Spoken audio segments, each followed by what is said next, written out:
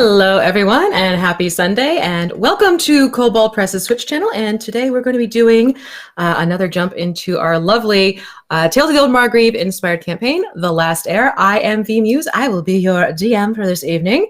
And as always, I'm going to go around so our players can introduce themselves, tell us who they're playing tonight, and we will take it from there. So I'm going to jump over to Michael. How are you doing tonight, my dear? Hi!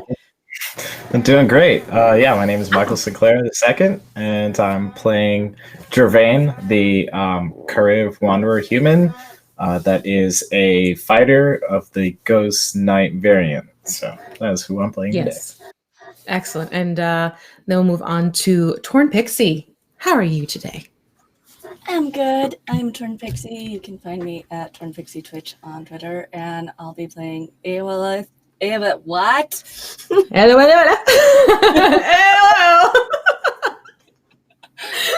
I think that's the first time I've had that hard of a time with my own character's name. We'll just go with AOL tonight because apparently I can't say my own character name. That's okay. Who is a Shadow Fae Warlock. There we go. Lovely. Wonderful. And Mr. Jim? Hello.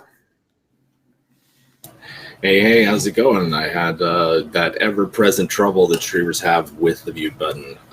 Doing good.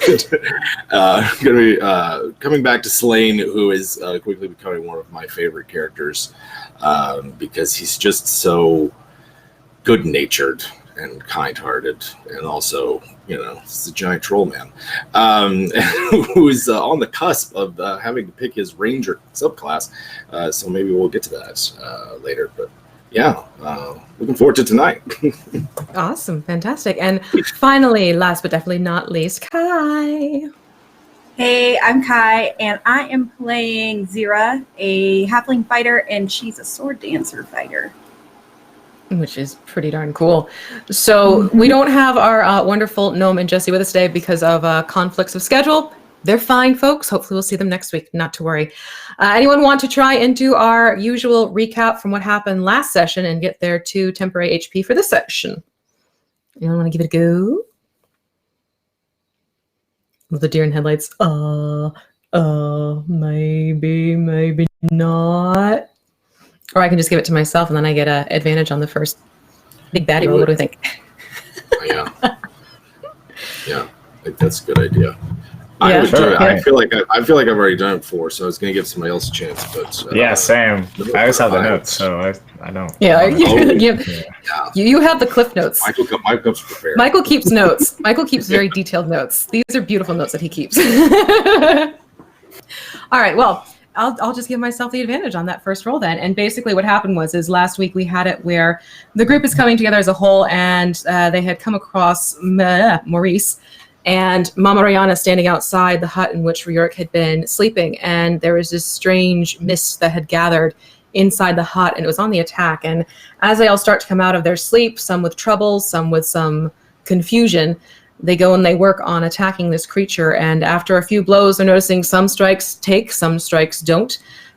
We have Gervain and Zira having some interesting issues of, after attacking this creature, this strange smoky gray creature with these dark piercing red eyes, they're suddenly seeing things that probably aren't there but have definitely cropped up from their past. They do manage to defeat this lovely creature and bring it down to its doom as it disappears in this puff of evaporated smoke. And we get a lovely little sit around the bonfire and the passing around, thanks to Mama Rihanna, big surprise, of a flask of whiskey. And so they go around sharing some drinks with each other. And we have an interesting episode with Slain getting a little tipsy and telling us his theory on, acid elementals and helping them defeat trolls or something along those lines? Yeah. How else are you going to do it? Because it's not like you can breathe fire or anything. Yeah. And we had Maurice suddenly transforming into a new form as well, and he's taking on something a little bit more regal as opposed to more of a knightish look. What else do we have going on here? We had a lovely little moment between Zira and Gervain where they discussed a little bit of their own stories, and there was this lovely moment of realizing that they are starting to build their own family, essentially, within this adventuring party. And we have it where everyone goes to bed, wake up the next morning. Mom Rihanna is a little concerned because Riorik definitely got attacked by this dream wraith, and it became an issue where he is now even more weakened than before, even though he is still in recuperation. So she had it under good authority that someone was going to arrive that morning at Old Chick Village and would be in need of the party's services. And true to form, true to mama, here comes this strange creature coming up along the riverside and walking into the village. And it was this half elf, half deer looking like creature who you soon learned was an Elsie named Cal. And he has come a distance and he's seeking the help of the adventuring party. The party agreed to go along with him, and they had started their trek out into the Margreave once again. And we ended with them setting up camp and a little interesting interactions with both Maurice and with Gervain, with Cal. He may have gotten his hackles raised a little bit, some might say. And we ended it with all of you bedding down for the night in your individual tents. However, Gervain did take a moment to pass along a peach that was given to him by the little girl Peach in the rucksack before they left, over to Cal to sort of make amends for their slight misunderstanding, let's put it that way. And so we left it with that, with them falling asleep. And now we will open it up to it is morning. It is in your little camp area. You are in the Margreave. You're definitely in the heart of the Margreave now. Cal has taken you into the central Margreave area. You're no longer near the river as you were before. And you probably have a good day or two journeys left ahead of you, depending on how the progress goes for you. And as you awake, you'll notice that it's quiet. There is a misty fog in the air. You'll hear the songs of birds around you. You might hear some scuttling of the smaller creatures in the forest, maybe even a few snapping twigs. And the sun is up. It's probably earlier morning, but this is a denser coverage than what you've been experiencing by the riverside. It's almost like the light is more muted, more filtered because of the thick canopy of trees above you. And you have a mix of coniferous and deciduous trees. So you have your oaks and your maples mixed in with junipers and firs. And you can tell that this is something where almost the feel of the Margreave is shifting, where it has this more lively quality to it, just even in its silence. Whereas before, when you were at the Old Chick Village, you'd have, the people wandering around, the children making noises and everything like that. So there was life to it, but you weren't able to tap into the feeling of the Margreave entirely in and of itself until now. So now that you're all waking up, I'd like for each of you to please give me a charisma saving throw. Oh, I do that with advantage, I think. You do that with advantage? Is it checks or I got a whopping 5. Ooh, Zero got a 5. Okay. So we have a 5 for Zira. What And I'll about? get a 17. All right, let me just refresh. 17. Okay. So you all got a 17. Michael, what did you get? Because It appears to be a 12, because I can't tell right now if I have advantage or not. So just a 12. okay. And is the advantage tapping in from what? From Being a wanderer. Anytime I wander for more than a mile or 2 Right. miles. then you should have the advantage, definitely. Yeah. Let's put that into that then. Oh, it's checks, not saves. So it's It's not, checks. Okay, so then Yeah, so all right. So we'll remember that for next time. It's checks. And then, okay, so we have Zira. My roll 20 was doing the whole little stuttering, not connecting. Yeah, same. Oh, fun stuff. Okay, so AOL, you wake up and you're kind of appreciative of this quiet, still morning. It's not something where you have to get up and notice what's going on, take notes and what's happening, and as it has been in the Old Chick Village for you. So you can actually sort of take your time and do as you need to do. For Zira, Slane, and Gervain, you're waking up, but once again, you've had what can best be described as sort of a disturbing, almost wakeful dream. Gervain, you could swear just as your eyes are about to open, you see that taunting, familiar face again. That wonderful, mocking tone coming from her mouth.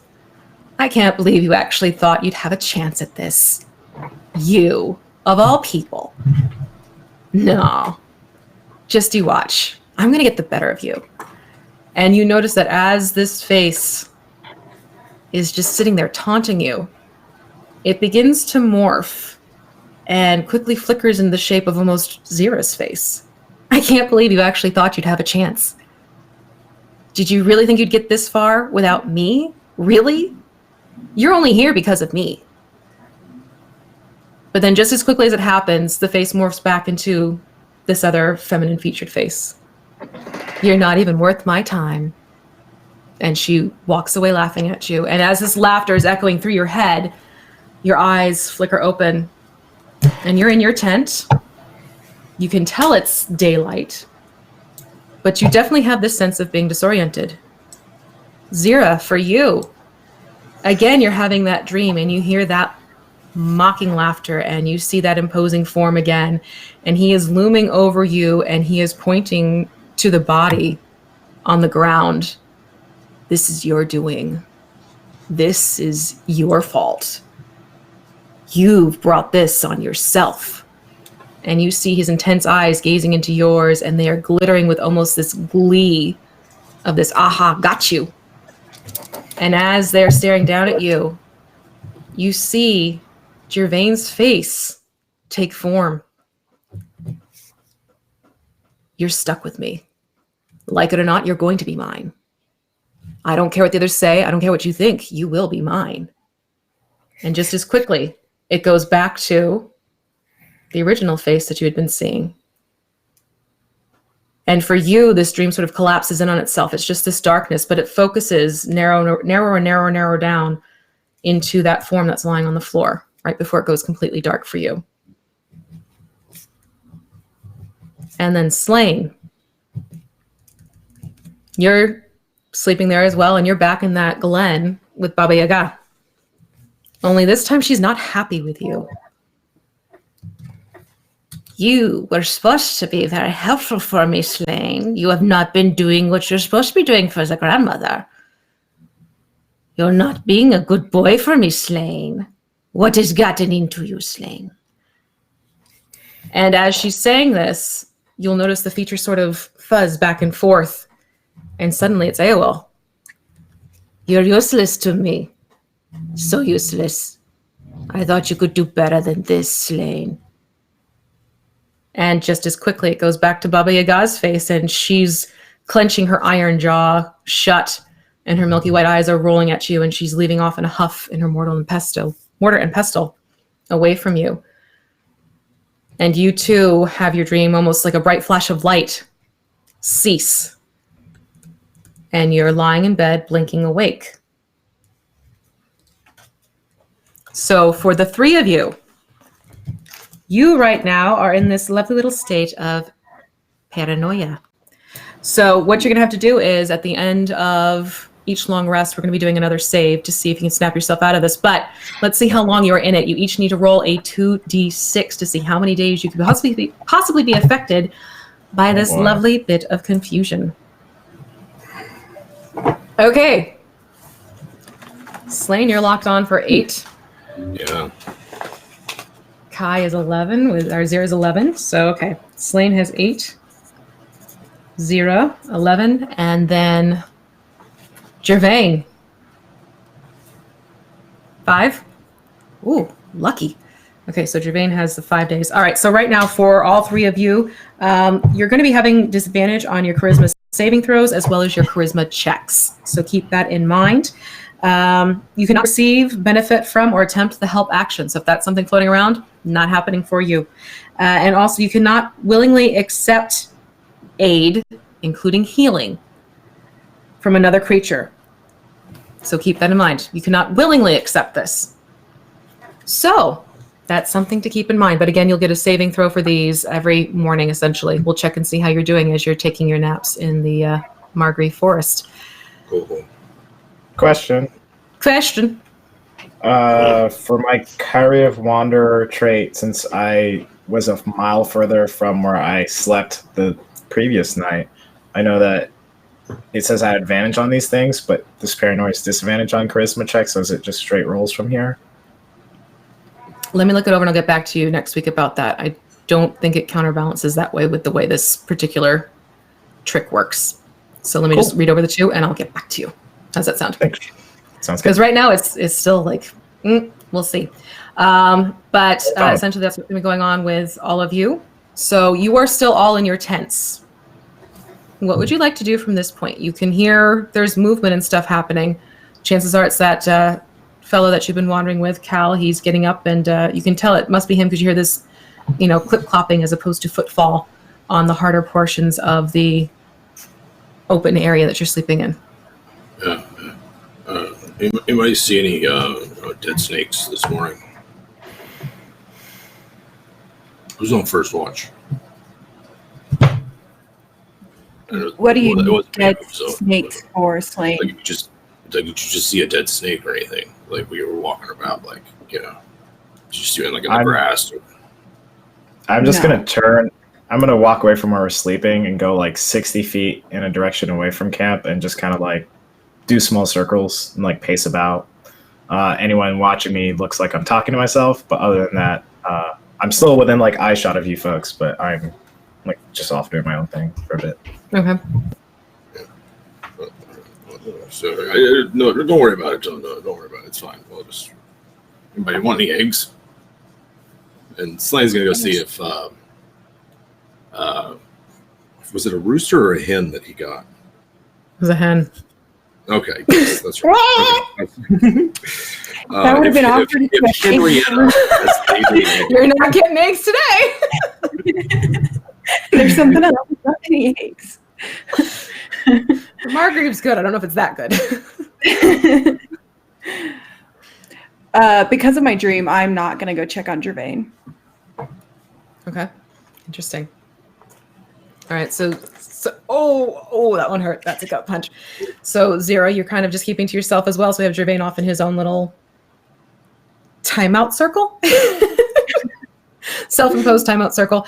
Zira, you're keeping quiet. Aol, what would you be doing? Because you hear everyone starting to move and groove and doing their thing. I think I'm gonna notice that everyone's kind of keeping distance from everyone, which is kind of weird. Because that's not something that's really been done before. Okay. Who would have left the tent first?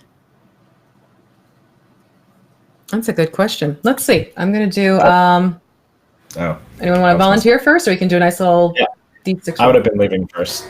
After Slane's something snakes to the other, Gervain is just gonna be I don't care, and just walk out.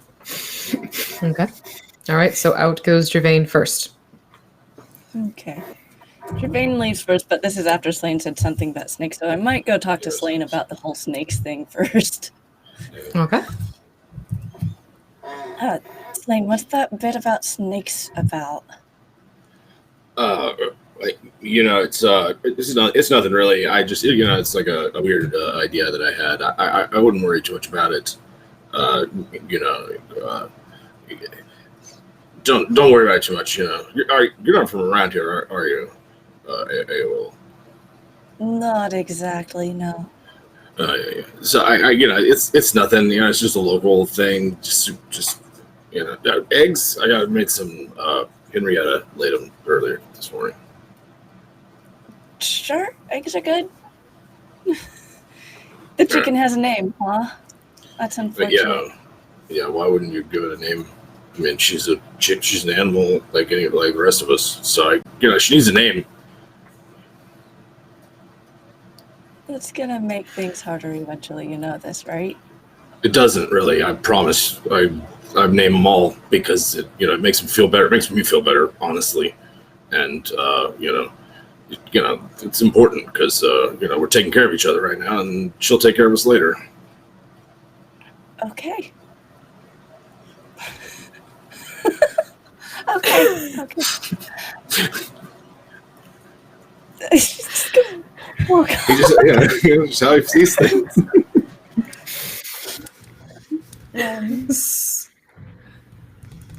Zero, were you going to say something? Okay. Go ahead, Earl.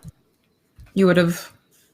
I think after the talk about the whole snakes thing, got a pretty good feeling that that's not whatever's causing the rift that's going on between everyone. So I think after that, I'm going to go up to Gervain and find out if Gervain's all right and what's happening here.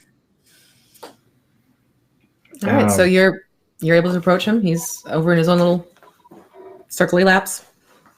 As you're approaching, I guess, I don't know if you hear this or not, but I'm basically just like, no, she's not here. She isn't here, right? Like, I'm not losing my shit. I mean, you're not seeing her, right? We're good. You're fine. Like, you're still here with me. I think I'm gonna be okay. And you just hear me kind of like reassuring myself, but also maybe talking to myself or something or the other. But that's what you're probably gonna be approaching. Gervain? What? Yeah. What? Oh, hey. Will. What's up? What's going on? Are you okay? I Yeah, just kind of noticed everyone kind of. Ever since we kind of came together for the Margreave Forest, whatever stuff we're really doing here, we kind of all kept pretty close together, and it's odd that everyone just kind of split the way they did this morning. Yeah. Sometimes when I get a little panicked, I kind of like I like getting some distance and clearing my head and talking to Zar here, and you'll just see me like when I say Zar, I kind of touch my necklace, and you'll see like in the middle of my necklace is a little baby bobcat skull, and I'm just like, talk to Zar here, and I just try and get my bearings, and yeah, I think I'm okay. I think I saw something again last night that was similar to what we saw the other night and freaked me out. I thought Mama said the stuff that you saw the other night was because the wisp thingy we fought. You shouldn't still be seeing it if it was because of that, though, because I thought it's gone. Maybe it has like a prolonged, maybe just take some time to go away. I don't know. I mean, that's what happened to me. Did the same thing not happen to you? No.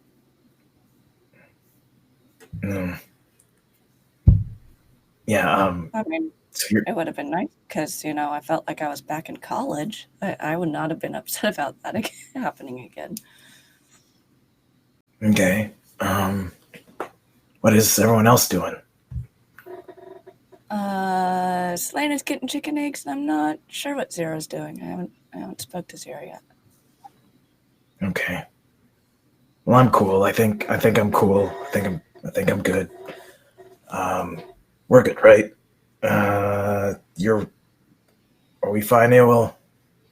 I think so. I was just kind of worried. All right. Let's head back together. Right? I think I've cleared my head for now. Okay. As long as you're okay. And I'll head back with you, Will. Okay. So, Zara, what would you have been doing while this was going on? Are you still inside the tent? No, I think I would have been out helping. His name was Carl. Cal. Cal. I think I would have been finding out what he needed help with. Okay, so you'd leave the tent and you'd see that because Cal had his own little tent to the side. You'd see he's sort of starting to put things away into his sack, and it's not that he's ignoring you, but he sort of looks over his shoulder and gives you a quick nod and goes back to starting to fold up the material for the tent itself and trying to get it rolled up and everything. And I suppose you slept well last night? Not really, but I guess that's what I'm learning to expect here in the forest. When you say not really, what is the not really part of it? And he sort of quirks his brow looking at you. Bad dreams. It seems to be an occurrence here. Oh, yes. It is quite common that happens. Don't forget, the Margreave likes to work its way into your mind. People forget that about the forests. And why is it doing that? Do you know? Why does anyone do what they do? For fun? for Does the forest- experiment. Does the forest know? Does the forest know something? He'll actually stop doing what he's doing and he'll look at you and sort of narrow his eyes, not menacingly, but sort of like studying you. You're not Margreavian, are you? No. No. There is more to the Margreave than just a forest. It is not a place where you can walk in, tra-la-la, and everything's hunky-dory, bears, picnic type of place. There are reasons why people who live here are very firm about being sure you respect where you are, what you do, how you interact with the forest itself. It can be very fickle and selective as to what it wants from its inhabitants. Now, that dream of yours,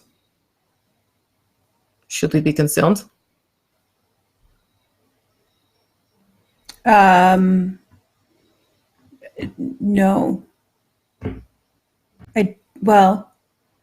I don't know. I guess not concerned for anyone's safety. All right. And he's still sort of eyeing you. You went to bed last night a little bit more confident. You seem more ill at ease this morning. Do you think the forest knows something about our companions that we're traveling with? Like if they weren't to tell us who they are inside? I wouldn't put it past the forest for being able to figure out things about everyone. About the true nature of creatures, about their hearts, about their intentions. It's very good at making it known when it's not happy with you, or if it wants to toy with you. How do I know if I did something to upset the forest? Usually has more direct ways of knowing if it's something serious. Like your metal friend over there. And you'll see him point to Maurice, and if you take a look at Maurice, you'll see that you know he was having that rust problem with his one hand. Not only has the rust increased on that particular hand, but now there's also this track of rust going across his face about the area where his mouth would be. And you can see that he's not exactly moving as he would or should at this moment, almost as if this rust has sort of seized him up a little bit in his mechanisms. That is a little bit more accelerated, would you not say? Yep, looks a little accelerated. Yes. There's not much I can do for him, unfortunately. This is beyond my... It's not even my expertise, quite frankly. I have never worked with his kind before. Nothing against him, but I am no metal worker. When your friends get back, we need to discuss what to do about him. But chances are, his comments the other day about certain things not being natural, I don't think it liked it too much.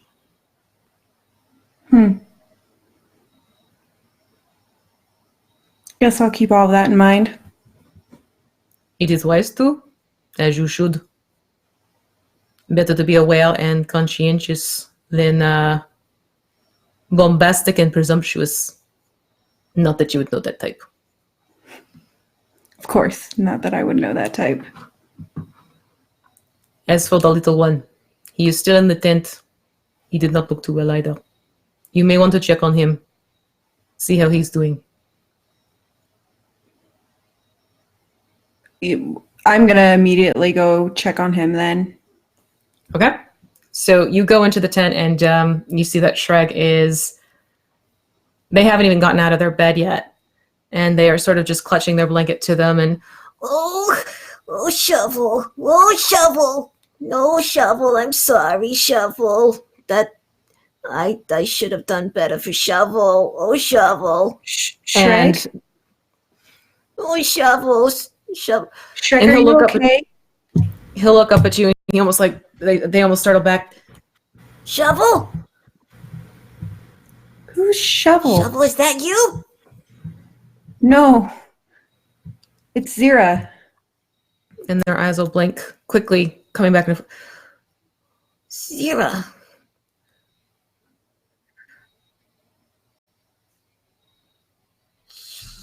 She was my sister. I'm not feeling so good. What's going on? Everyone's like mad at each other and they're not being nice to me, and it's not a good place to be right now. And they take the blanket and they kind of like pull up and over their shoulders. So all you really see is sort of like the snout poking out. Like they're too afraid to even express this. Well, nobody here is mad at you. I can promise you that. And I'm going to get you some breakfast if you want to get dressed and come out. You really, Zira? Yeah, I'm really Zira. Then the blanket will come back and they'll look up at you. You're not mad at me? I don't think I could be mad at you, Shrek. Oh, okay. Yeah, breakfast would be good, thanks. And they'll kind of like tuck back in and just sort of sit there quietly, like, like a child sort of thinking about what's going on, trying to make the best of the situation, and just sort of looking around, and their eyes go back and forth a little bit, and then they'll look back up at you. Yeah, I think some breakfast would be a good idea. Thank you. I'll get ready. And I'm going to go to Slane and, tell him that eggs would be good for Shrek. Oh yeah. There's some eggs left. Here you go. I can take it to him, or you can, whichever you like. I'm cleaning up. You can. Oh yeah, sure. Okay. They'll bring little leftovers to Shrek. All right, so you're going to go into the tent to see Shrek, how they're doing? Yeah. Okay. So you go in and you see that they're same position as Zira left them, sort of cross-legged, blankets over the head, and they'll look up at you. Slane, my buddy. And they run up to you and they hug your leg, just as just seeing you has reassured them. Oh, glad you're feeling better. All right, you're up for another walk today. We still got a ways to go, so we gotta get up and moving. Just coming in to let you know. And these are the eggs here. Oh, thank you. Hey, Slane, can I ride on your back today? Would you mind? My back's really hurting, and I just, if you need to, we can, but give me a few minutes to think about it. Maybe is that I get it. It's just it's a tough ask, and have you ever been stalked by a predator, Shrek? Have you ever been toyed with by something that you just you don't know if it's gonna kill you or get patch on the head or something.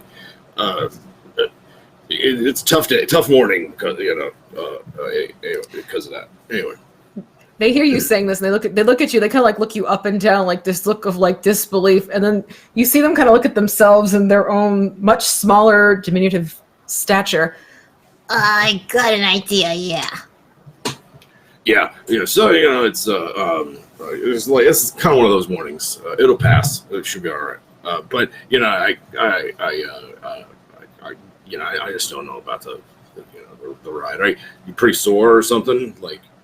Maybe Gervain. Yeah. I just I feel like I'm holding the party back a little bit, and I thought maybe if one of you gave me a ride, it'd help. Oh yeah. It's pretty rough terrain around here, so I don't think anybody's worried about that. Everybody's got tripping over roots and stuff. So maybe all of us walking would be good today. Yeah. Okay. Thanks, Slane. And he'll go back and sit back down on his little bed in the tent, and they'll just start eating the eggs that you brought them. Yeah. Slane feels bad, but he's in a personal space mood. He just doesn't know how to tell Shrek no. totally okay. So something's up, and like I feel like Slane is he's paranoid, and he's got him on edge, but he also knows that like they're being tested. Okay. Like that's, or at least that's how he sees it. okay. Just gotta put up with it. All right. So as you go out of the tent, you will see Zira, Aol, and Gervain. You have all kind of gathered back into this clearing area where you've been spending the night. And Zira is standing with Cal, and Aol, if you see them standing together, you'll see that they're sort of standing close to where Maurice is standing. And it seems like they're more talking to than with him at this point. Same thing for you, Gervain. You see them sort of standing off the distance, and Slane, you would see this as well. Yeah. Where it's something seems to be a little bit off in terms of their interactions with him. Am I With able to? Maurice? Mm-hmm. Okay. Oh, well, I mean, is he all right? Well, who are you directing this to? Are you directing it to Zira, to Cal? Yeah. Okay. So whoever's over near Maurice. You have Zira and Cal right next to Maurice. And probably Cal, just because he would, he's a local. Okay. He look over to you. Your friend, or at least your companion, seems to be having some issues today with some rusting. Yeah. I guess he's got some oil he's got to put on him. I've never seen this before, so I guess it's because he's not from around here. Yeah, you know how it is around here with the forest. Probably for the benefit of his longevity, we need to get moving soon, but I don't think we're going to be able to get him to move himself right now. He is rather stuck. Kind of heavy, too. All right, I guess we could make a sled or something that he could sit on. Sometimes Well, when weapons get rust and you hit them real hard, it comes off. Just hit him really hard. You. Idea. Okay. No. Okay. Cal actually seems to be toying with this idea. I mean, it makes sense. Might dislodge something if you want to try. Is there a rock or something? Does Maurice have any more of his oil?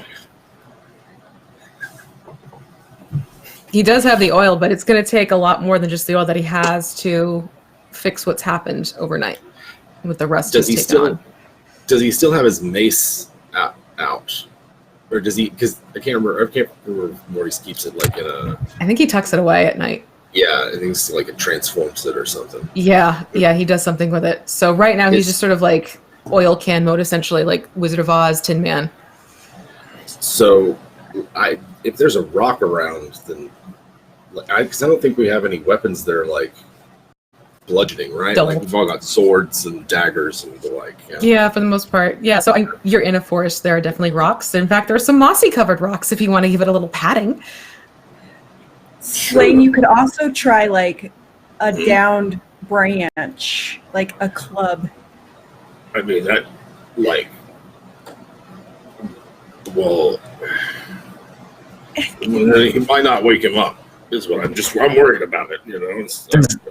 Does anyone have steel wool or some sort of thing to rub some of the rust off, and then we can just put a little bit of oil and keep moving? I think that if anyone has anything like that, okay. I'm gonna grab my axe, my hand axe, and I'm gonna grab my hand axe. And I'm going to try and like grind some of the rust away. Because like if you get rid of more rust and cover it up with a light coating of oil, that's probably the better thing to do. So I'm going to try that. AOL's about to say something to you before you go and do that, though. AOL? Go for it. But before you do that, can I try something? Sure, go for it. Yeah. And AOL's going to cast Prestidigitation. Okay. Go for it. But the idea to clean up the rest.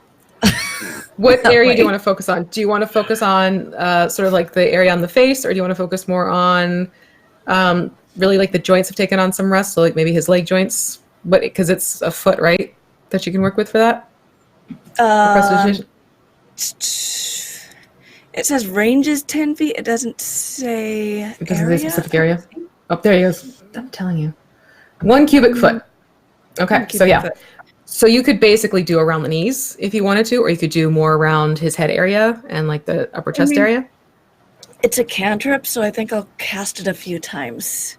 Okay, so sure, I'm fine with. So Ael basically is helping to get it so that Maurice is at least functioning well enough to move, or do you want to get so he's back to 100%? At least enough to move so that he and ability to communicate a bit, tell us what's going on, tell us what we can do to help. Okay.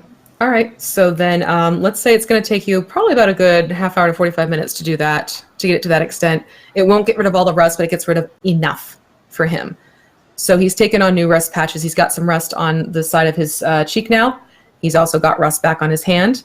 And I'm trying not to sneeze. He's also got some rust that's developed around both of his knees. Sorry. I'm just gonna oil what Yoel has fixed. I'm just gonna like put just a little bit of oil, not go too crazy. All right, so you're able to get Maurice up and moving again, essentially, and he'll thank you in his new way of speaking. Thank you, my friends. You've helped me out greatly, and he's just sort of ready to go along with you all. And Shreg, at this point, they come out of the tent and they have started packing up things as well to help you. And you essentially have the whole party ready to start walking. And at this point, Cal seems slightly annoyed because of the extra time that's now been taken up because of this metal creature. But he's standing there. He has everything packed up and ready to go. And he'll look you all over and goes, next time, I don't know, does he normally breathe? Do we have to worry about his breathing? No, he's usually not breathing. Well, the next time we put him into my bag of holding. And he'll just turn and he'll start walking away from you all. Let's go, we are losing time. Grab my pack and kind of like sling it over, but kind of the tail end of it being slung over, I'm gonna kind of bump Zero a little bit with my bag as I walk past her, going forward. Ooh. And how does Zero take that one? I'm not gonna pick a fight, so I'm just gonna like glare at the back of his head and go further back into the line of marchers. Okay. I was gonna say we might have a couple glares because if Cal's gonna look annoyed about us doing what we need to keep our party moving, I'm probably gonna have a look for them as well because, excuse you, we don't leave people behind. The DM did this to me. I mean, the forest. The forest did this to me. I'm not loving this at all. Just march along with you, Shreg. Challenge. What was that, Zero? I'm gonna march along with Shreg, kind of help him along. Okay. And you can tell that they definitely want your assistance. They almost seem to be reassured that you're close by, more for the company than anything else. And Maurice, he is very much staying towards the very back. He, like AOL, is not too thrilled with Cal after hearing that comment because he was fully conscious for everything. He just couldn't communicate things. So he's sort of taking up the end of the deal as you all start walking further into the forest. And you can tell that Slane, probably especially with your ranger qualities, you have Cal, he's walking you pretty much directly eastbound in this. And the forest is getting thicker and more dense. The pathway is not as clear as it used to be, but Cal is quite confident in his footfalls. It almost seems to be that he doesn't even need to check the position of the sun or anything like that. He just has this innate knowledge that north is to this side of me. This is the direction I need to go as a result, without any issues. In fact, Slane, you're probably a little bit interested in this ability. And, you'll hear the usual creatures, especially those Margreave forest cats, which seem to be everywhere. Everywhere. And You've gone for about an hour, and as you're sort of marching behind, you can have your own little conversations back and forth with each other if you so choose, or just sort of keep it quiet. But I would like you all to give me survival checks.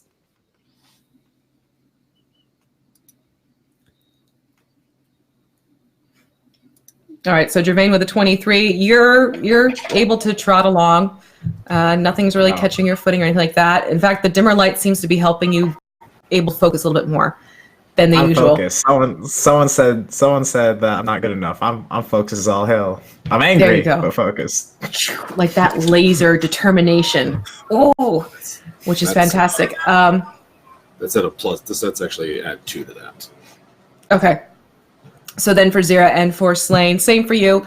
You're able to keep walking along just fine. Your fighting background helps you be a little bit more nimble on your feet with that issue. However, for AOL, you are getting distracted by the number of these forest cats in the area. You're actually starting to wonder if you need to start taking notes on this. Maybe there's something about the travel patterns of these cats. Do they go in certain directions? Do they follow certain people? Or maybe they are very specific to certain areas. But because you're so engrossed by hearing these cats again, you end up tripping a little bit and stumbling every so often, and you find yourself falling more towards the back of the group, closer towards Maurice. And Maurice every so often will sort of help pop you up and make sure you've got your footing back before you keep going.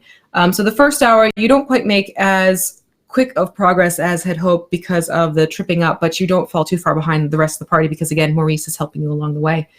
And you're traveling a little bit further east into this forest, and again, it's been mostly quiet, so at this point, Cal, he's not even really volunteering much information so much as we need to go this way, watch out for this wench, that is a soft spot, don't step there, like more points on making sure you don't get yourselves killed while walking through the forest.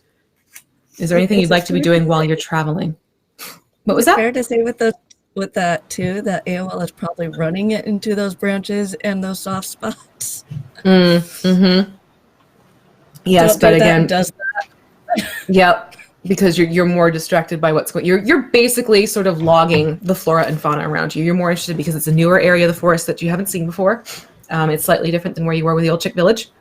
The types of trees and plants that are growing, similar types, but definitely not the same type of situation. And so it's become a little bit of a distraction for you.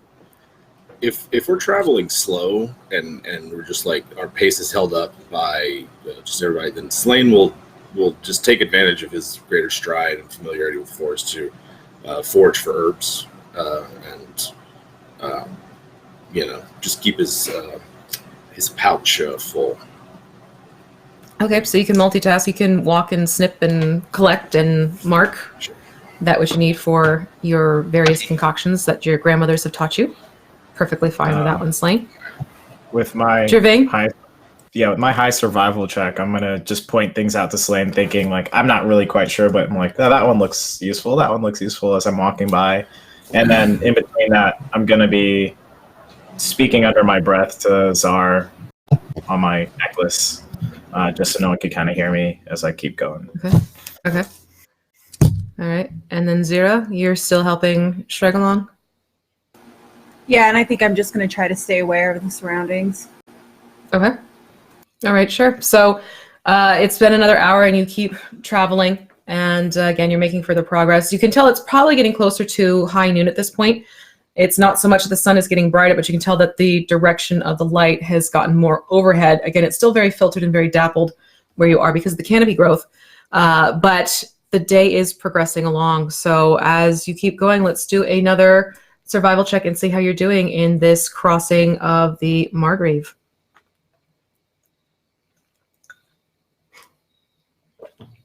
Okay. And then Zira, I think, over there? 13, okay. Did you get Zira in that one? I had 14. 14. I was the first one. Oh, the first one. Okay, great. Mm-hmm. All right, so once again, everyone except for AOL you're doing fairly okay. You might have stumbled a little bit here and there for Slain and for Zero, but nothing that makes you slow down or anything. It's more of the, oops, better pay attention next time, or it was just a loose rock that looked more secure than you expected it to be.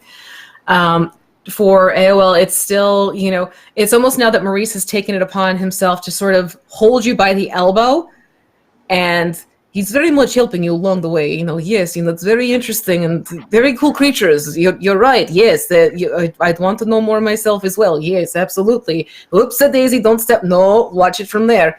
And the two of you are definitely in the back of the group. And he's, at this point, sometimes he has to stand right behind you and guide you because you're more concerned with getting these notes into your notebook and taking in everything and also keeping your eye out for anything that might be of importance to you as well. At this point, Cal will turn to the rest of you. How are you all holding up? Do we need to take a break or anything like that, or are you ready to keep going? Oh, I think we want to keep going. Great pace. I'm doing great. Yeah, now that we've been more than an hour, Slane's natural explorer benefits have kicked in, so he's ready. He's warmed up. Yeah, it's good. Okay. And Cal's going to look over all of you. Is everyone really okay? I mean, you all kind of seem a little different from the last time. It's just really pretty out here. I think if we just keep going, when we get to where we're going, I think we'll be all right. I think I'll be fine. What? And he'll shrug his, he's got these very muscular, athletic shoulders. He'll shrug them, and if you'll say so. And he'll keep pressing forward if the rest of you insist on it. So as you start walking, you'll hear little sounds here and there of sort of a babbling brook in the distance. And as you're walking, you realize it's getting a little bit louder as you come towards it. And you see Cal just sort of look over his shoulders. There's going to be a bridge fairly soon over one of the wider streams. I'd recommend, and he'll look at you, I'd recommend you stick to the bridge. In this case, I would not recommend going through the stream itself. It can be treacherous. So, Okay. let's just be sure you know that is there for you to use if you need it. I'm going to look back at Ewell to kind of see that she's okay.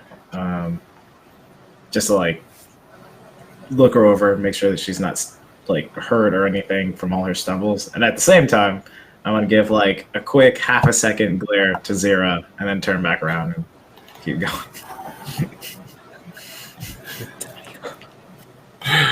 Well, I'm going to accidentally kick up a rock at the back of Gervain's head. Oh, wow. all right, let's do a sleight of hand on that one, Zira. 18. Oh! Okay, so, yeah, you do manage to find, the perfect rock to launch. Oops. And Sorry, I tripped. Watch yourself. You're supposed to be better than this. And I'm just going to keep moving forward. I thought you were supposed to have better reactions than this. okay, at this point, everyone a perception check, and Zira and Gervain, it's with disadvantage. We're so petty. That's the mom in me. You're going to be bickering? Well, guess what? We're so petty. 5. Okay. 21. I'm on it. Angry and on it. Angry and... No, because you had disadvantage. So you two Oh, had 5. crap. Oh, okay, no. snap! Yeah. Okay, so the two You're right. bickering ones, so you're not noticing anything going around you except for the fact you're getting on each other's nerves. Slane, you're probably a little distracted by seeing these two quibbling, I would think. And we still have AOL. You're doing a little bit better. I'm sorry, I just saw the chat. I will turn this party around. Nicely done, Dice Ogre. So basically, you're all distracted for various reasons. Obviously, for Gervain and Zira, I think your bickering is the cause of it. Slane, you're more just sort of focused more on gathering the herbs and stuff than you are fully taking in stock of your environment. Maurice is more concerned about Maurice is more concerned that making sure that Aol doesn't trip again, so he's focusing on her. And Shreg, they are more just shocked at seeing Gervain and Zira fighting, because for them it's one of those things like, no, you guys aren't supposed to be, no, it's for them it's more the, what's going on, why, please don't stop.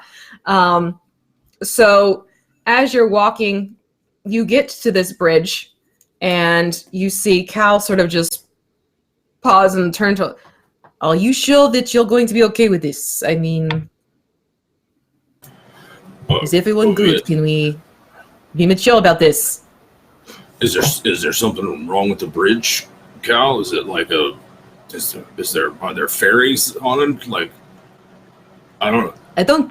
I couldn't care less about the bridge. What I care about is the fact that you have all gone from asking me 1,000,002 questions yesterday, wanting to know more about what it is you're going to do, where it is you're going to go, what it is about my people, and here you are fighting with each other like toddlers.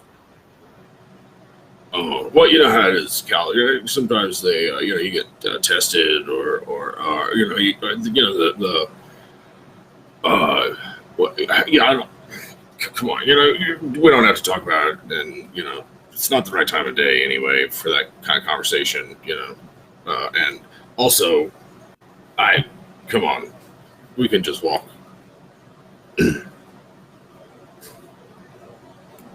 And he'll stare down the two of you, Gervain and Zira. You two are the muscles in this group. Are you going to be there for your companions when it comes time to it, or are you going to keep doing this? One of us has muscles and brains, and I'll be there for the group.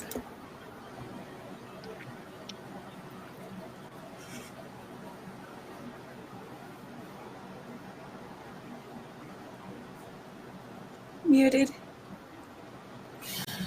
I'll look at Zira and say, like, I'm going to be fine. I'll be all right. Look at Zira and look back at Cal. And, I'm just going to try and, like, continue going forward. What's Lane good? Said, we're good. Both of you do persuasion. Both of you do persuasion for this one. Sure. And I'll do my own little bit of rolling. 19.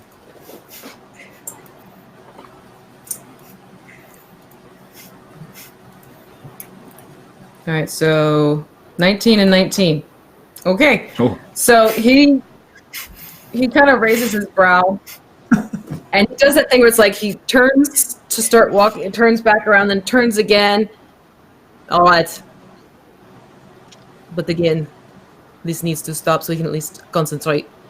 And he'll start walking towards the bridge itself. And he is standing to the side, and he'll motion. Do any of you want to go first?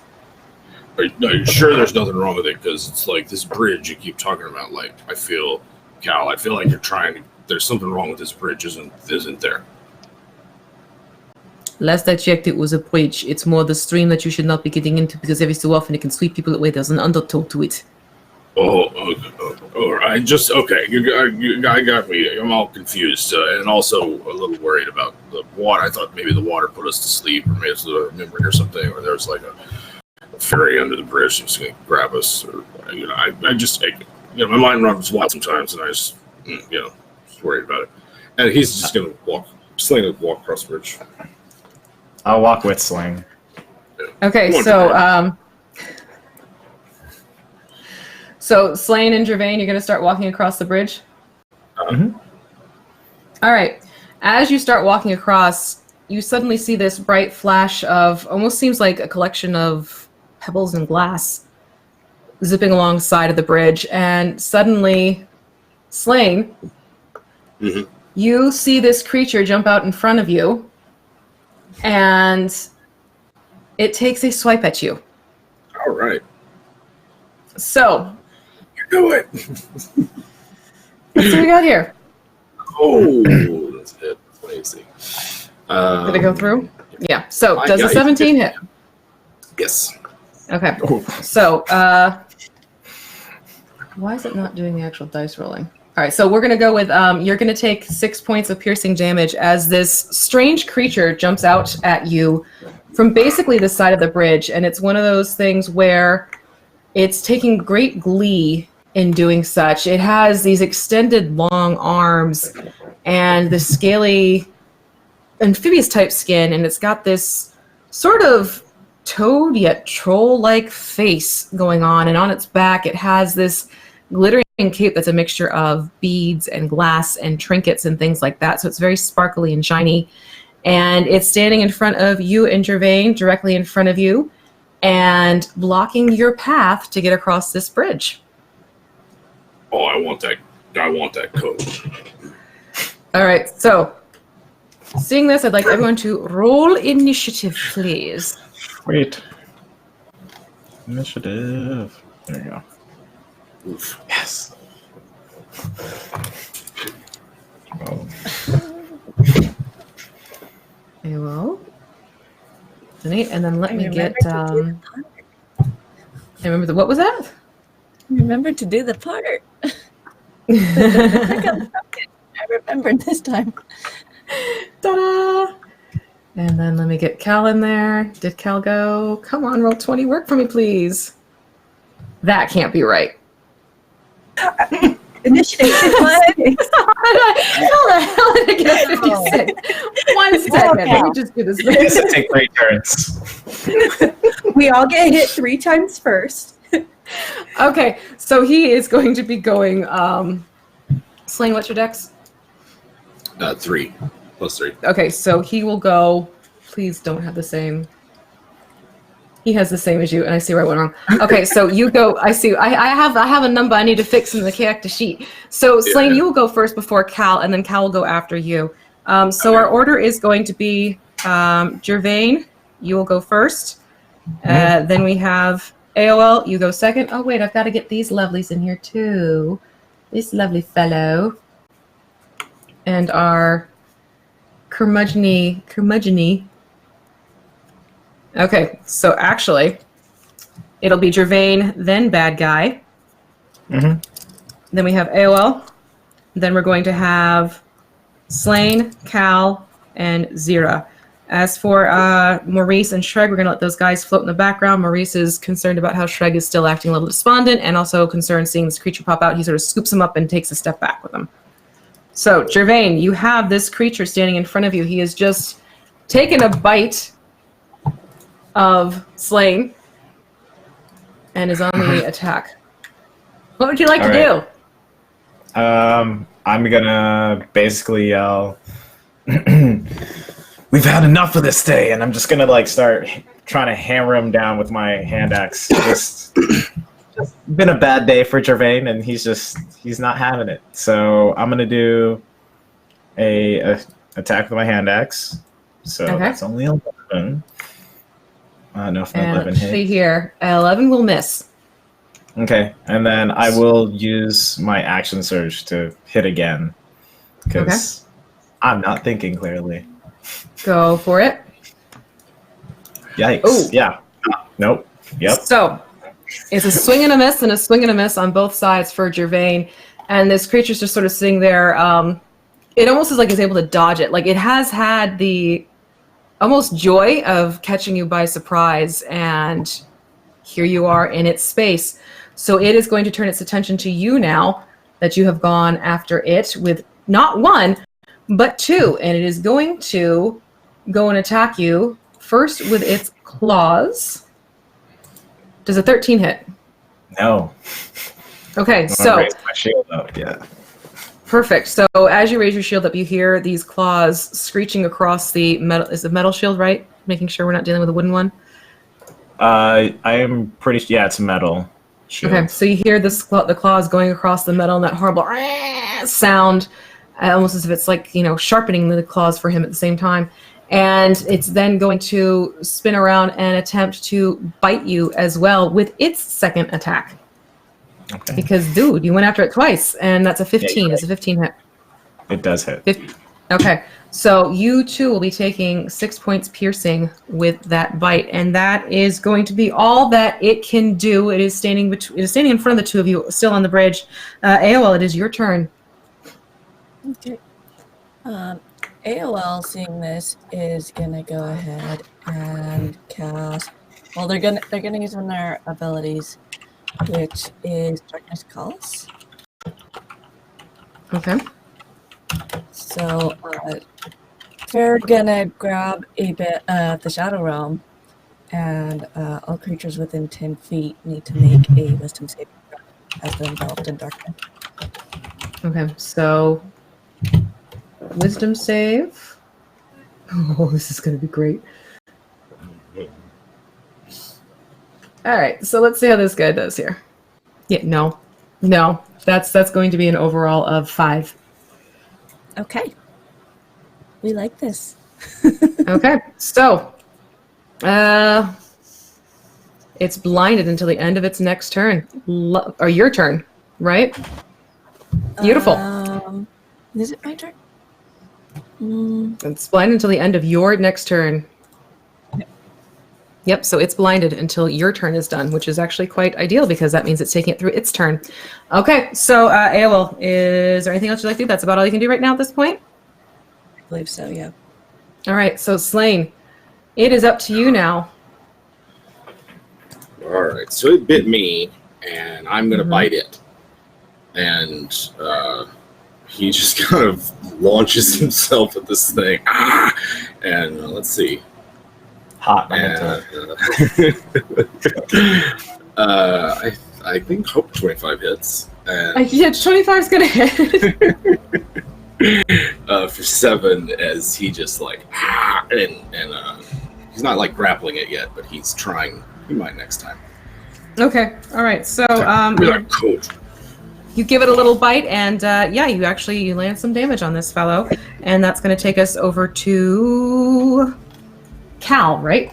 Now it's Cal's turn. Cal is still in the distance. He did not come up upon the bridge, so he is going to take his short bow and seek to, I hope I got this fixed, yes it did, and he's going to shoot at this creature standing in front of you, and again, it has these longer muscly arms. Sort of looks like someone took a troll and a toad and smushed them together. No, this thing is still not working. All right, I don't think roll 20 taking this. Let me do it straight up. Bear with me, folks. All right, so he goes to shoot with his short bow and is going to miss. So his short bow arrow goes wide. That is then going to bring us to 0. You are up. How far down the bridge did Gervain and Slain make it? They basically got to the very foot of the bridge, like not even across it. So they took a footfall onto the bridge, and that's all it took for this creature to jump up and over and start staring at them. And again, he's wearing this sparkly cloak and has these massively long arms and a very toady quality to them. I'm just going to run up and try to take a swing at it with my sword. Sword. All right, so 13. you hit it with the sword. You hit it with your sword, hopefully. And 9. What'd you get? To hit? 13? Oh, 13 to hit, yeah. Sorry. 13 to hit, okay. 13 will just miss. But If it's blinded, then that's right, advantage you're right. with a crit. Blinded. Yeah? So you got, this is lovely. Thank you, Jim, for that reminder. Okay, so it is blinded, which means we take that crit, and how I like to do my crits is you get the full damage for the first die, second die, roll that one, and we'll see what you get added to it. 8? So you're doing D8, so 8 and 8? Oh, is that what you meant? Sorry. Yeah, so you're already getting a full 8 on your first die, so just literally roll a D8 separately and see what you get on that one. Okay.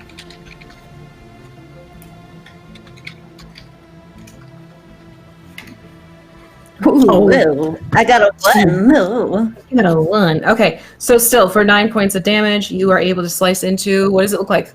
What does it look like to go to attack this creature?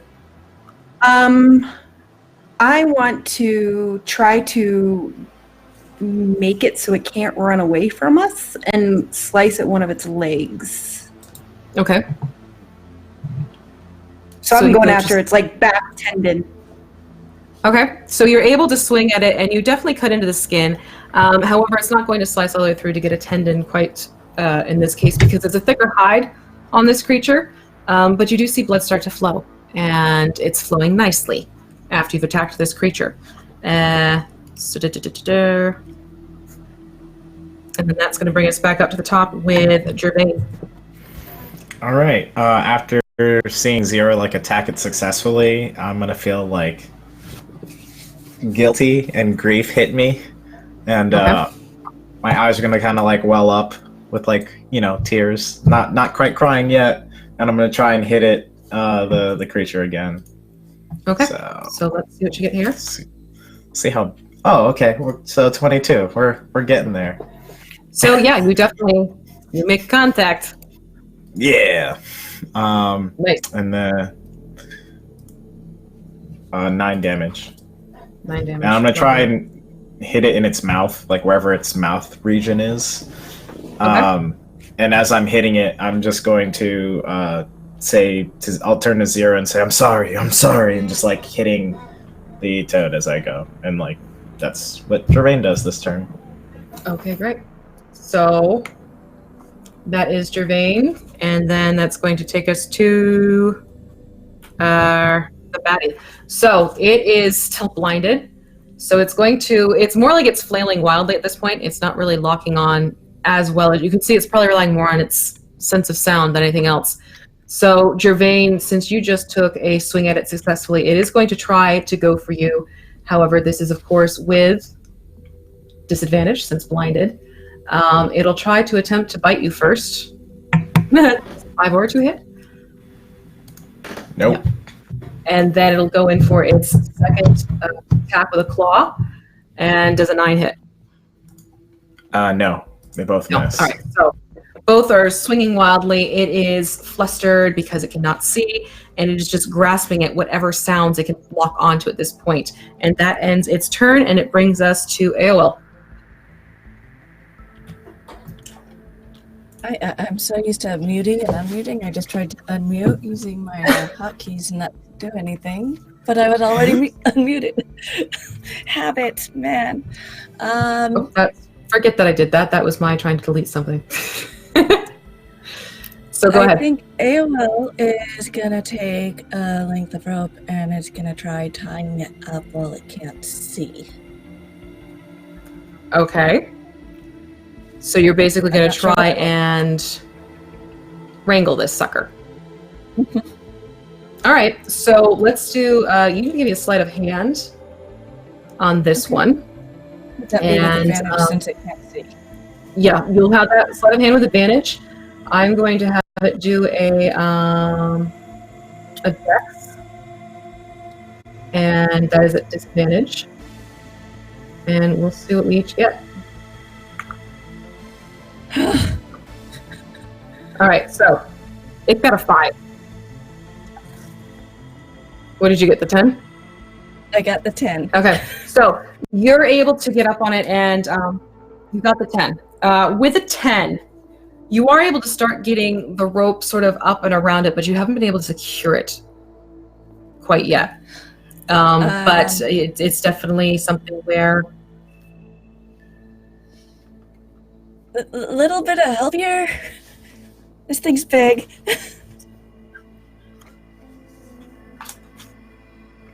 So you have it so the rope's almost completely around it. It's just more with the with rolling a 10, it's just sort of you're halfway there to get it around. But you were able to start the process.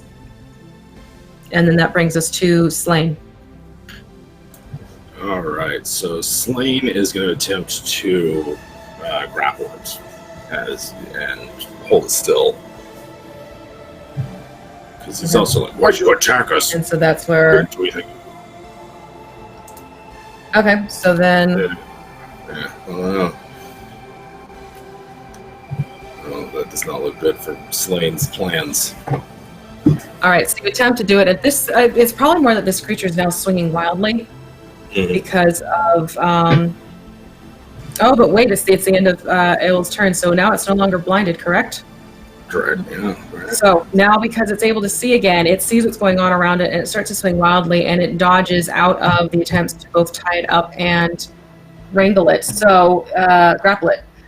And so it is going to basically be able to maneuver around both of those attempts, and that brings us to Cal, who is going to take one of his spears and he's going to try to throw it at this creature.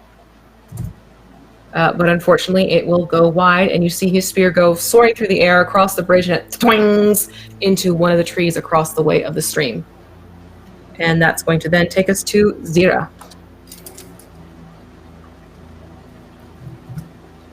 I am just whoa. Sorry, my dogs. It's okay. I'm just going to take another swing at it.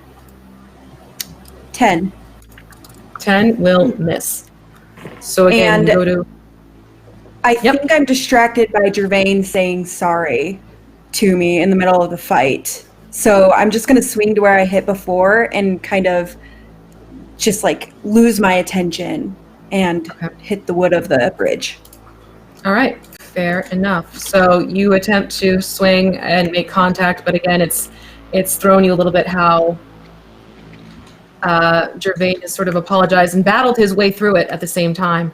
So, Zira, that is the end of your turn, yes? For you? All right, that brings us back up to the... Okay, great. So that brings us back up to the top with Gervain. This creature is still in front of all of you. It is no longer blinded. It has attempted, they have attempted to tie it up. They have attempted to grapple it. No such luck! I think I'm gonna help out on the rope front with Ewell because she seems to be doing the most. So I'm gonna try and support Ewell with that. So what do I need to roll to kind of help out with the rope business? All right, if you want to, since let's say since it's your turn, you're doing this with you're taking the initiative to roll it. So you're going to roll this with advantage. We'll do a sleight of hand. Okay. To get around it, and I will do another. Yikes. What was that? Another. It was a 5. Dexterity. Oh dear. Yeah. So let me get the. I had just reset roll 20 on me, so bear with me while I get things opened up again. All right. So doing another dex. Dang. Okay. Roll 20 likes it when I reset it. It seems. Yeah. So it basically dodges out of your attempt to do this. It's pissed off at this point. It didn't know what was going on for that particular go around. Doesn't like it, and now it is seeing the two of you. Oh. Yeah. Oh, go ahead. I'm gonna second wind as well, so I can. Where is it? Yeah. In the chat. There we go. So There you go. 1d10 plus my fighter level. So I'm gonna roll a d10 real quick. So 8. I get 8 points back, so I'm back at full health. Lovely. And then I'm gonna maneuver myself. I'll try to maneuver myself, kind of, so I could be flanking with either Slain or Zira on the other side of the creature. If I can go around it. I don't know how tight we are on the bridge, but You're pretty tight because it's still. You're at the foot of the bridge, so it's basically taking out the bridge itself. If you go to get into a flanking position, you are going to be giving it an attack of opportunity against you. Is the thing to keep in mind, because you are going to have to move around it to get behind it. Mm-hmm. So I'd take an attack of opportunity if I did that? Yes. I'll do that, sure. Okay. So you go to move around it, and it is going to attempt to swing at you with one of its claws. Yeah, that hits. All right. 21 hits. So in this case, you are going to be then taking 12 points slashing damage with that one as you go to move around it. All right, cool. Yeah, sure, cool. We're good. I'm done. I did remind you there was an attack of opportunity. So you managed to get around it, but in doing so, it is able to get a very good slice into you, and it gets the side of your one shoulder. And you feel those claws make contact, and they are sharp, and they are deep into your shoulder, and you almost worry that it is connected into you and getting closer to tendon than you would like, but luckily for you, it does not get all the way through and make a full purchase to be able to grip into you. So you are now standing behind it, however, you did take that damage. And now we are at, where are we? Bad guy. Bad guy, thank you. Threw me off doing the bad guy. All right, so the bad guy, Jermaine, you're behind it. It feels pretty contented that it's been injured, that you have been injured. So it's going to turn its focus onto you, Slain. And again, it's going to take its other claw. After swinging the one, it's going to go for the second arm, and it's going to first try to swing at you with a claw attack. Does a 16 land? Yeah, 16 hits. And 16 does land. Okay, and then you will be taking... That's going to be 12 points of damage. So you'll be taking 12 points of slicing or slashing damage as well from that. Right. And then... Am I also grappled? Didn't you fail to grapple? Or no?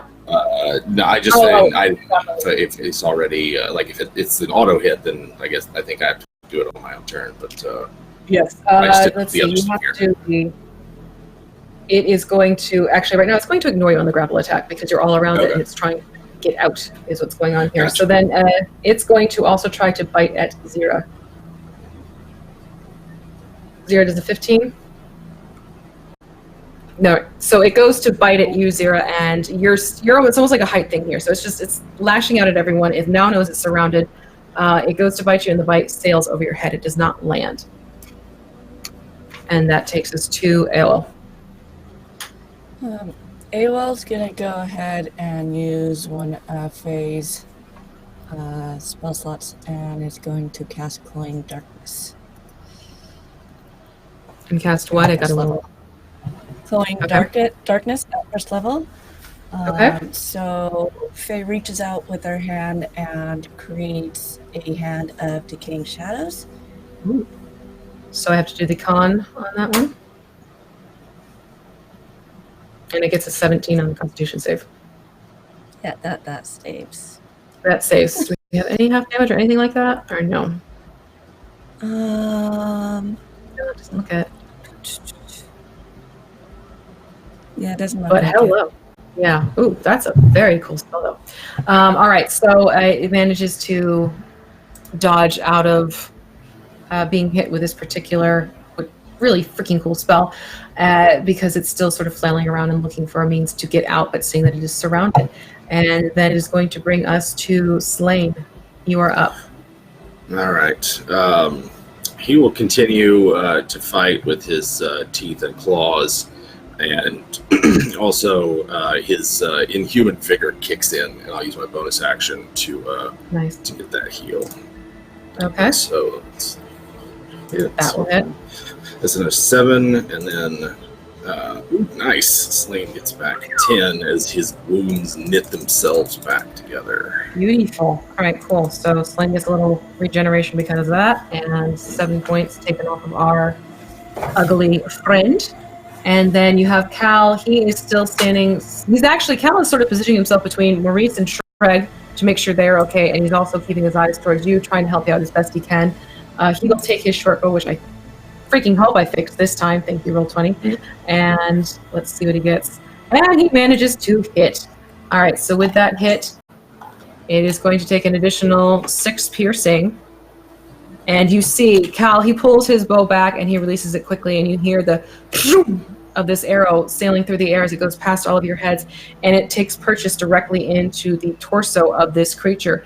And you see it sort of slightly lurch back as this arrow sinks into its flesh, and you start to see a little bit of blood oozing up and out of the opening and running down in rivulets in the torso area of this creature. So that is Cal's turn, which now brings us to Zira.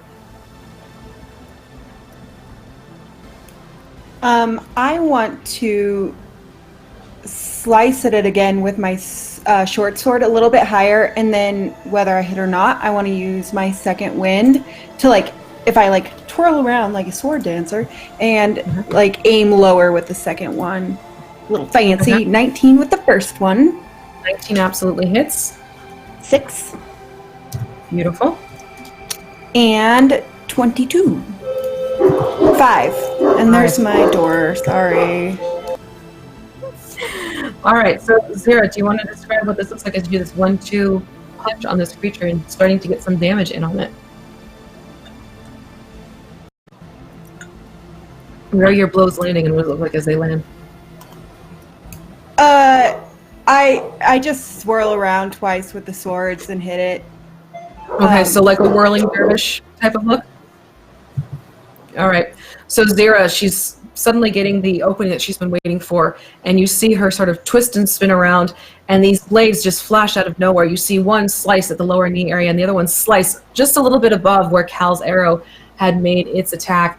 And you start seeing these slashes opening up on this creature as the blood again begins to pour out of it. And you can see that it is definitely not looking too great now. Its eyes have taken on this more look of not necessarily panic, but you can see that it's looking for a way to get away or out if possible, but seeing that you're all surrounding it now, it's more determined to defend itself. And that is going to bring us up now to Gervain. You're going into the next round with this one. Yeah, seeing Zira do well and some of my other people in the party doing well, I'm going to try and attack it. Am I flanking with anyone or just positionally? You are now flanking. You are now flanking after that attack of opportunity. You are in a flanking position. Sweet. I will try and hit it with my hand axe. So 17? 17 hit? Absolutely Sweet. hits. And Ooh. that's going to be 9 points of damage. Finally, something good. Impressive. So so you are basically at this creature's back. What does it look as you go to attack it with your hand axe? I think I'm going to try and... It's a frog-like creature, so I'm just going to, I guess, hit it in its tail, butt part, whatever, since I'm back there. The hindquarters. Yes, the hindquarters. So as you go, you manage to make connection, and again, he's got a nice big slash on the back area as well. So we have damage happening in the front, damage happening in the backside. That takes us to the creature itself, and it is going to lash out to Zira. It's going to try for you again with another bite. Okay. So 15. Landed. Nope. 16. Okay, so again, it's going to take a wild bite, and it is going to bite over your head, just not able to get you. You're lucky that you have this more petite stature because it's coming in handy at this point. And it is also going to attempt to do a claw again at you, Slain, as it goes to bite and it goes to swing. So Slain does a 12 hit. No. 12 No. is not hit.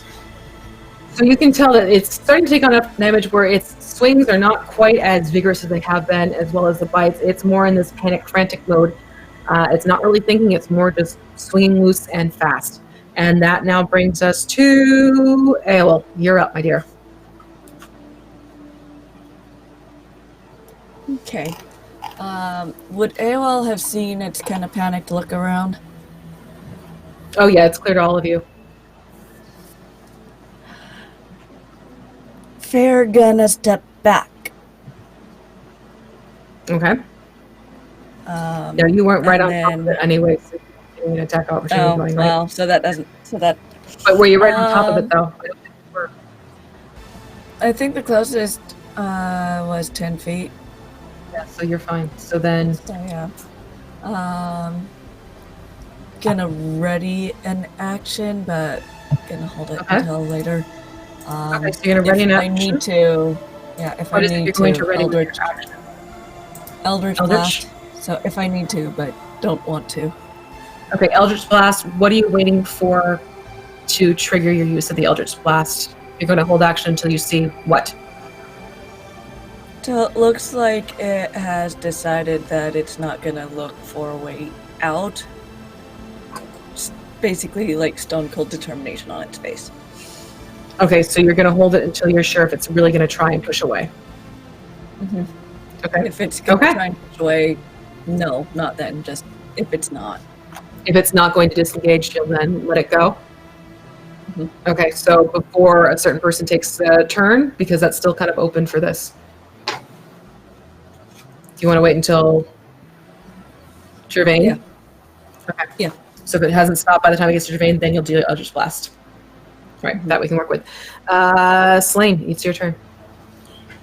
This thing is still up, and it's not like crying for mercy or anything. It's just still waiting. It's essentially looks like it's trying to defend its bridge.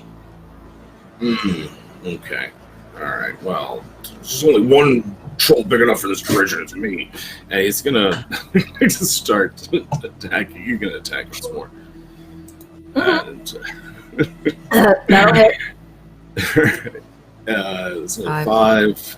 And if he can, he might draw his dagger with his free use action and make his bonus action attack with it, because he's mad. It's been a shitty morning, and this guy came out of nowhere, and he was promised that the bridge was fine.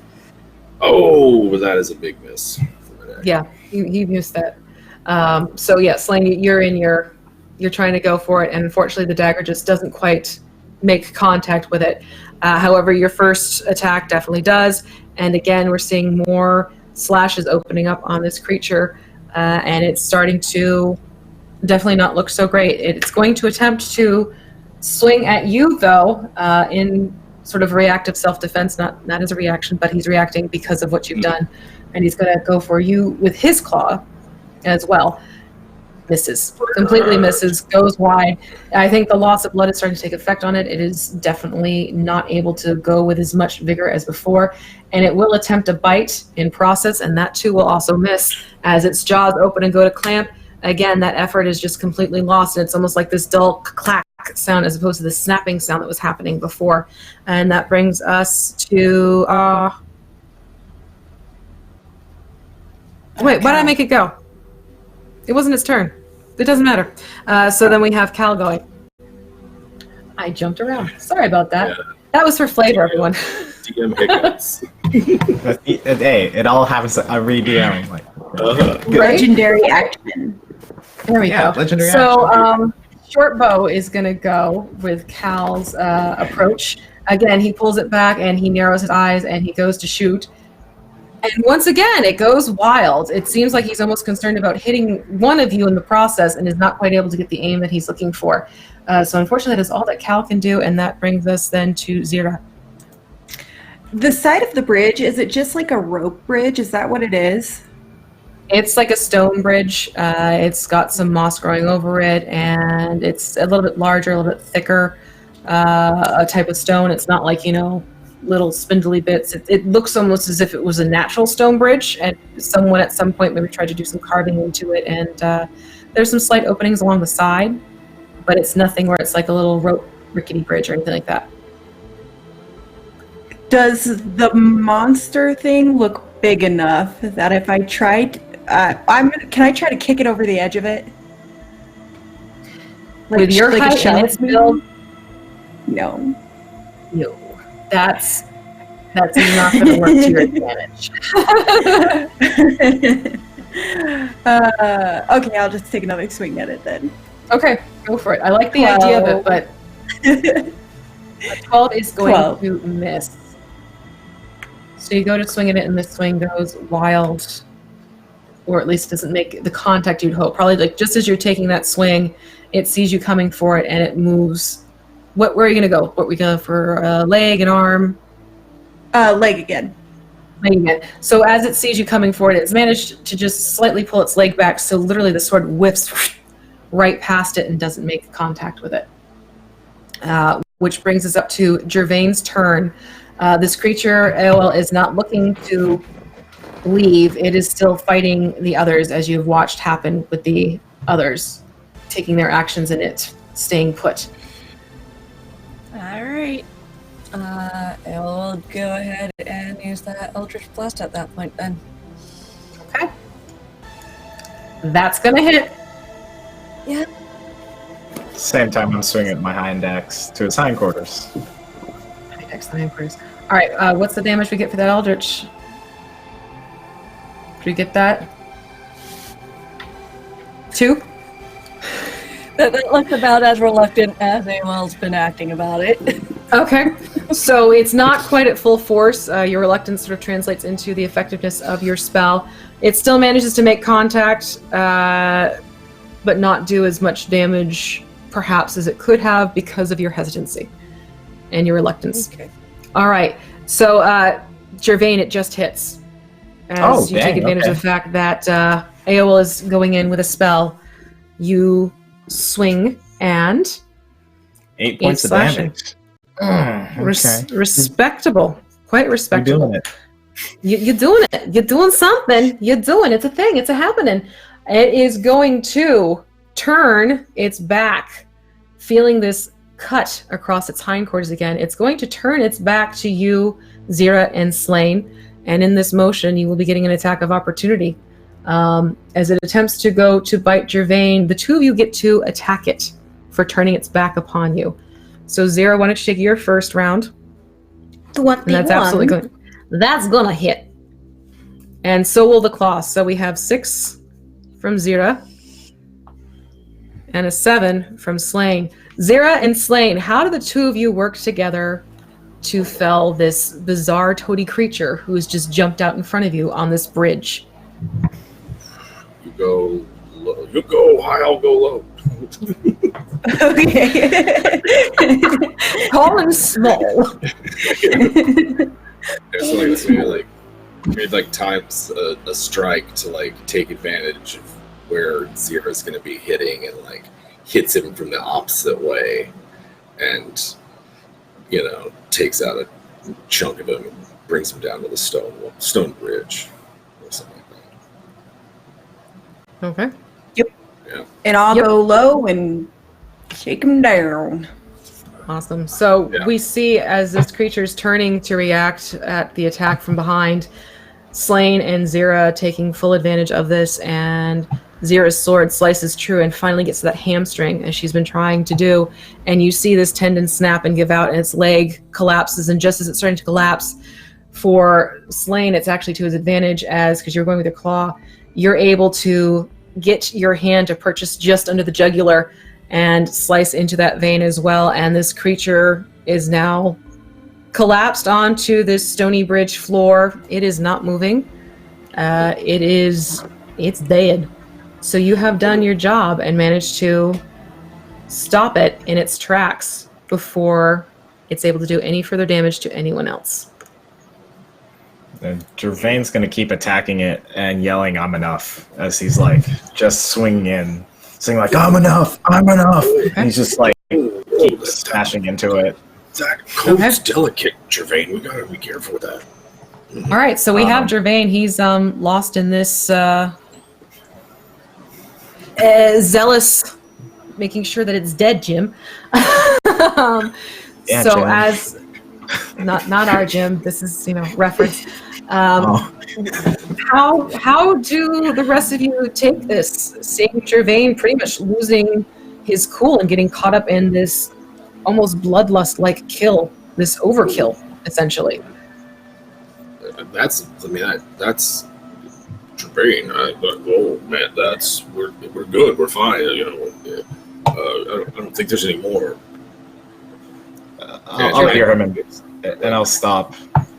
And I'll just stand up and look at everyone else looking at me, and Gervain's probably gonna cry. He's probably just gonna see how everyone's looking at him and just, sob a bit, and wipe his eyes, and what should I do? How can I help? Sorry. We'll be alright. Yeah. I think next time, because I have a feeling, because that looked vaguely troll-like, Slain, I think you could have spoken to it and found out what was going on.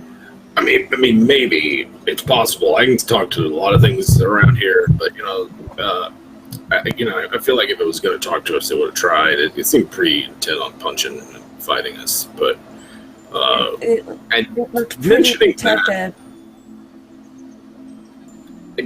Slane is actually going to look at it. We haven't reminded like it's a troll. He's going to be like, is it healing up? Is it a troll in fact, or is it something else? It's not healing up. Give me a perception check. That, or you can do nature if you're wanting to use your knowledge of trolls type of thing. Let's see. Pretty good perception check. I'll let that ride. Okay. All right, so with a 23, you look at it and it seems troll-like, but luckily, it's not a troll. You're seeing that these wounds are staying open, and that is basically bled out at the base of this bridge. It's definitely not moving. You see that there is that sparkly cloak on its back, made up of these different bits of trinkets and glass and whatnot, which surprisingly does not seem to have been damaged at all. And also, while you're taking things in, you notice that the cloak itself seems to be a little bit extra lumpy than you would anticipate it to be, if it were just a simple cloak. I'm investigating that cloak because it looks nice. And, Okay. Yeah. So go ahead and investigate that cloak for us. So is it like a lumpy in that it sort of like doesn't seem to conform to the thing's body shape as it lays across, or like that it's hiding something in it, or? With the roll that you had on that one, you could see that it's forming to its body, but it also seems to be bumping up where there shouldn't be bumps on the body. Gotcha. Based upon what you saw. I mean, he's not gonna be like reckless about it, but he's not gonna have his usual like sort of caution. He's just gonna like take the cloak, lift it up. Is there anything underneath it? Has it clasp? That kind of thing. Yep, so as you pick up that cloak to take a look at things, you realize that the cloak does seem to contain some items inside of it, tucked into these little, almost like hidey pockets. And in the cloak, you find that there are 5 silver pieces, 2 gold, and 2 health potions of your garden variety.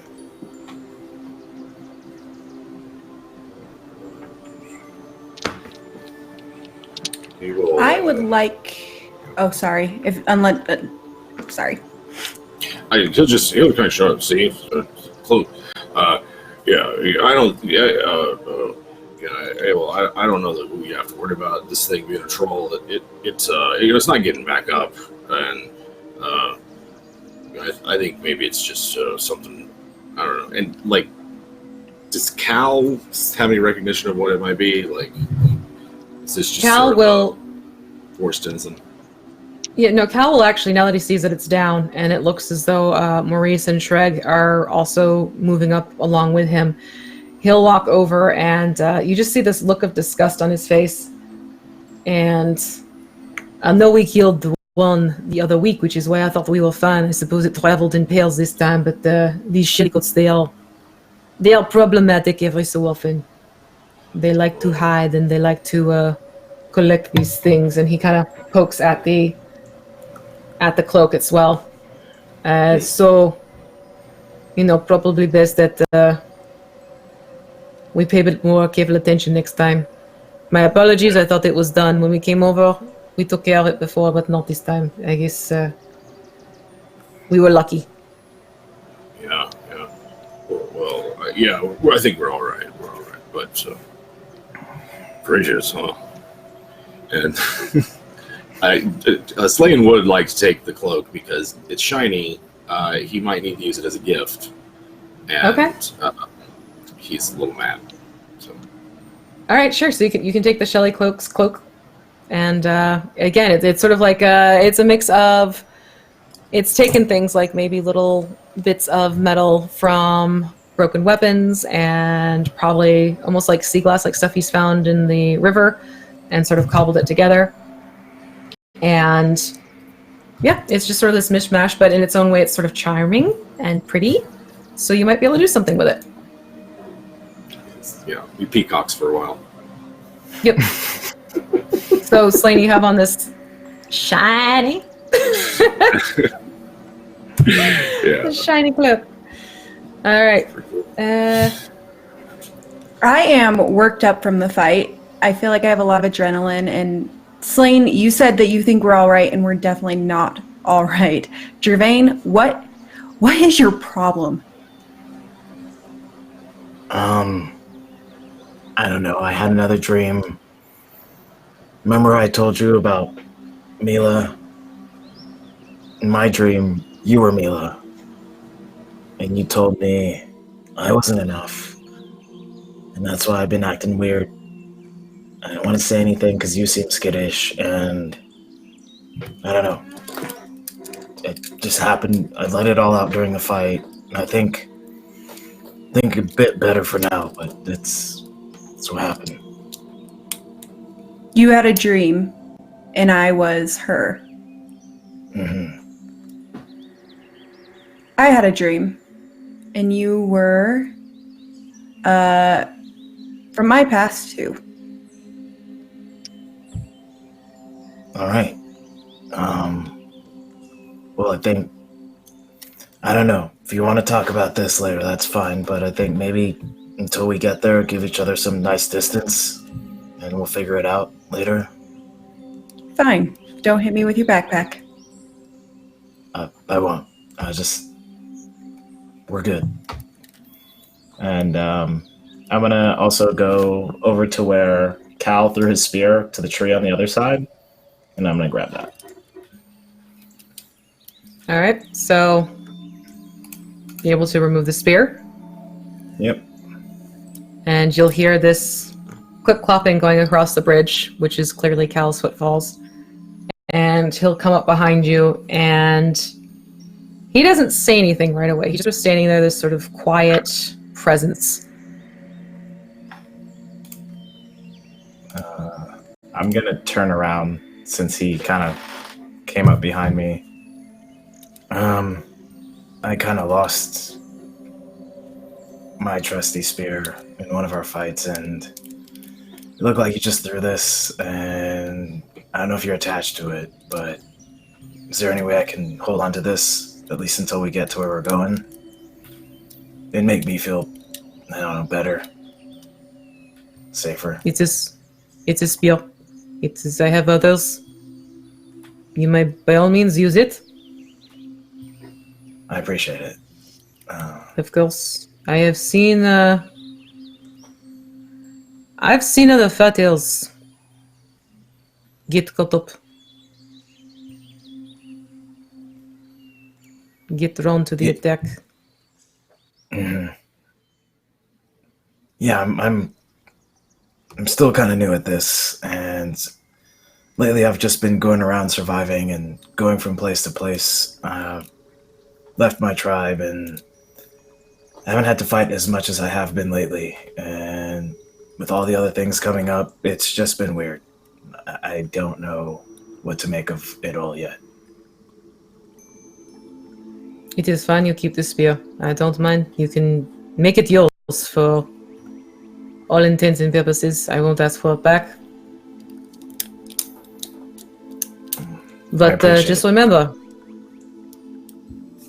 you don't have to prove yourself to anyone, as long as you get the job done. Those are some wise words. I'll try and remember that.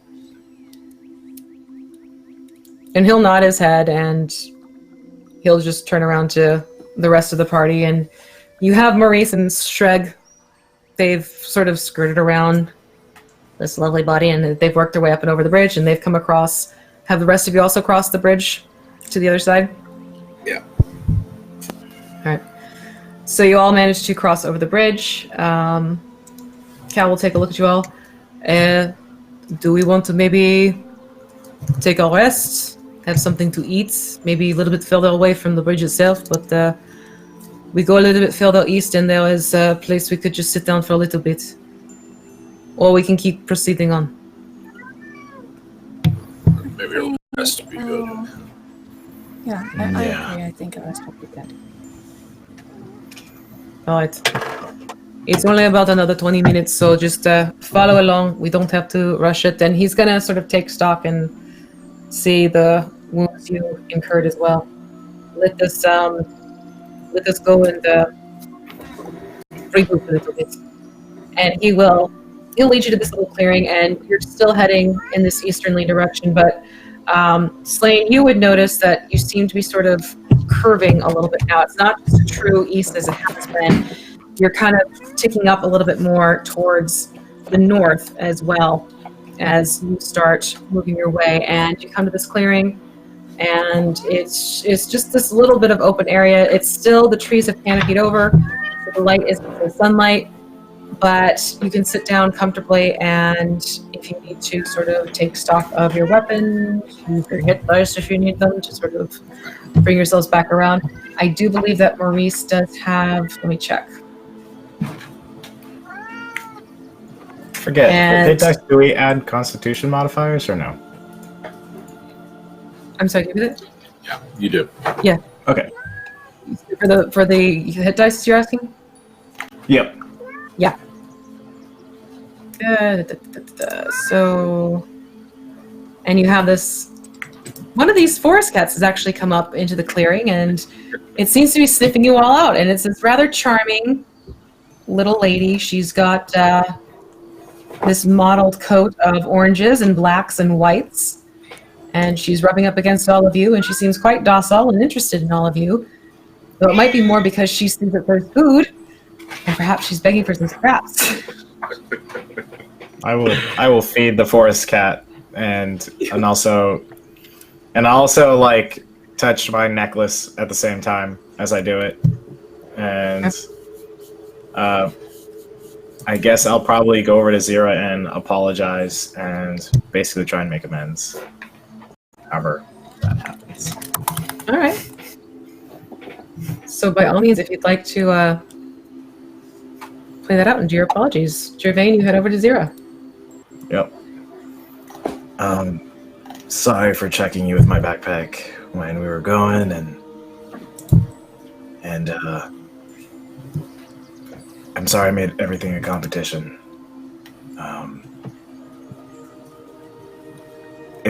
I'll try not to have it happen again, and if it seems like it, say something, and I'll back off. Deal.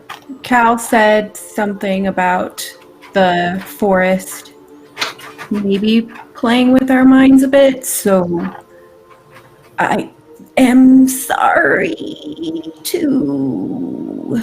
Wait, excuse me, what was that? The cat. I'm sorry to... All right. For accidentally kicking a rock at your head. It was not intentional. My apology accepted, and do we still have each other's backs out there? Yeah, I mean, it seems like we fight better when we have each other's back. All right. Thanks for being so understanding. I mean, one of us is the better fighter, but I'll accept the apology anyways. If you say so. We'll see you next fight. And All right, we'll see.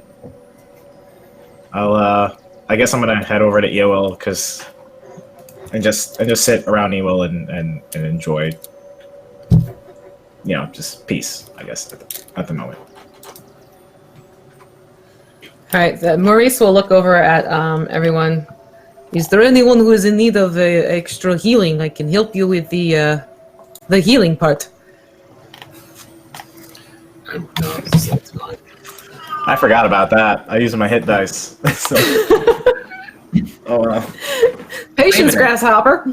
Hey, we got to shoot to Gervain. I'm Shoot saving to for the rest of the Gervain. party. There you go.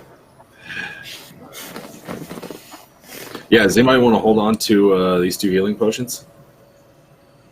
Because Slane knows how to make his own. I'll take one of those.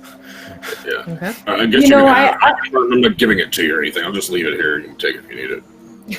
I'm just gonna leave the healing potion like right there for this. I'll take the other one. Okay. Okay. All right. So I'll Gervain stop. and Zira. I'll You'll stop what? the cat from knocking. I'll stop the cat from knocking over one of the potions real quick and grab mine. Yes, the cat trots over thinking it's getting an extra treat, and it looks quite eager at this lovely little bottle. And luckily, Gervain, you snatch it out of the way, and it protests at seeing you grab the bottle away from it before it has a chance to sample or at least sniff out what it could possibly be. And then Zira and Gervain, just make sure you put into your equipment that you now each have a potion of healing.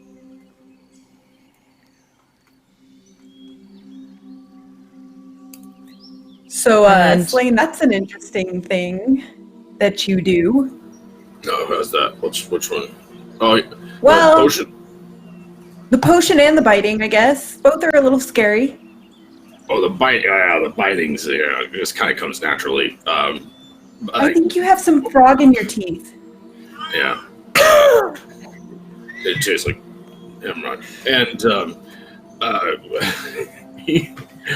he's like, I have my own healing potions that I make, and he's got like this weird, it's like a chalky yellow thing that he's got going on. It smells bad, like feet or stale bread. But it'll do good.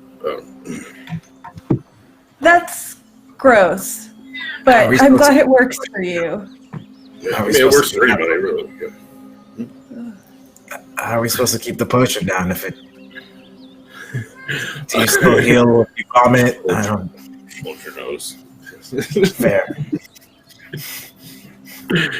I can make a poultice or a patch or something if that'd be better.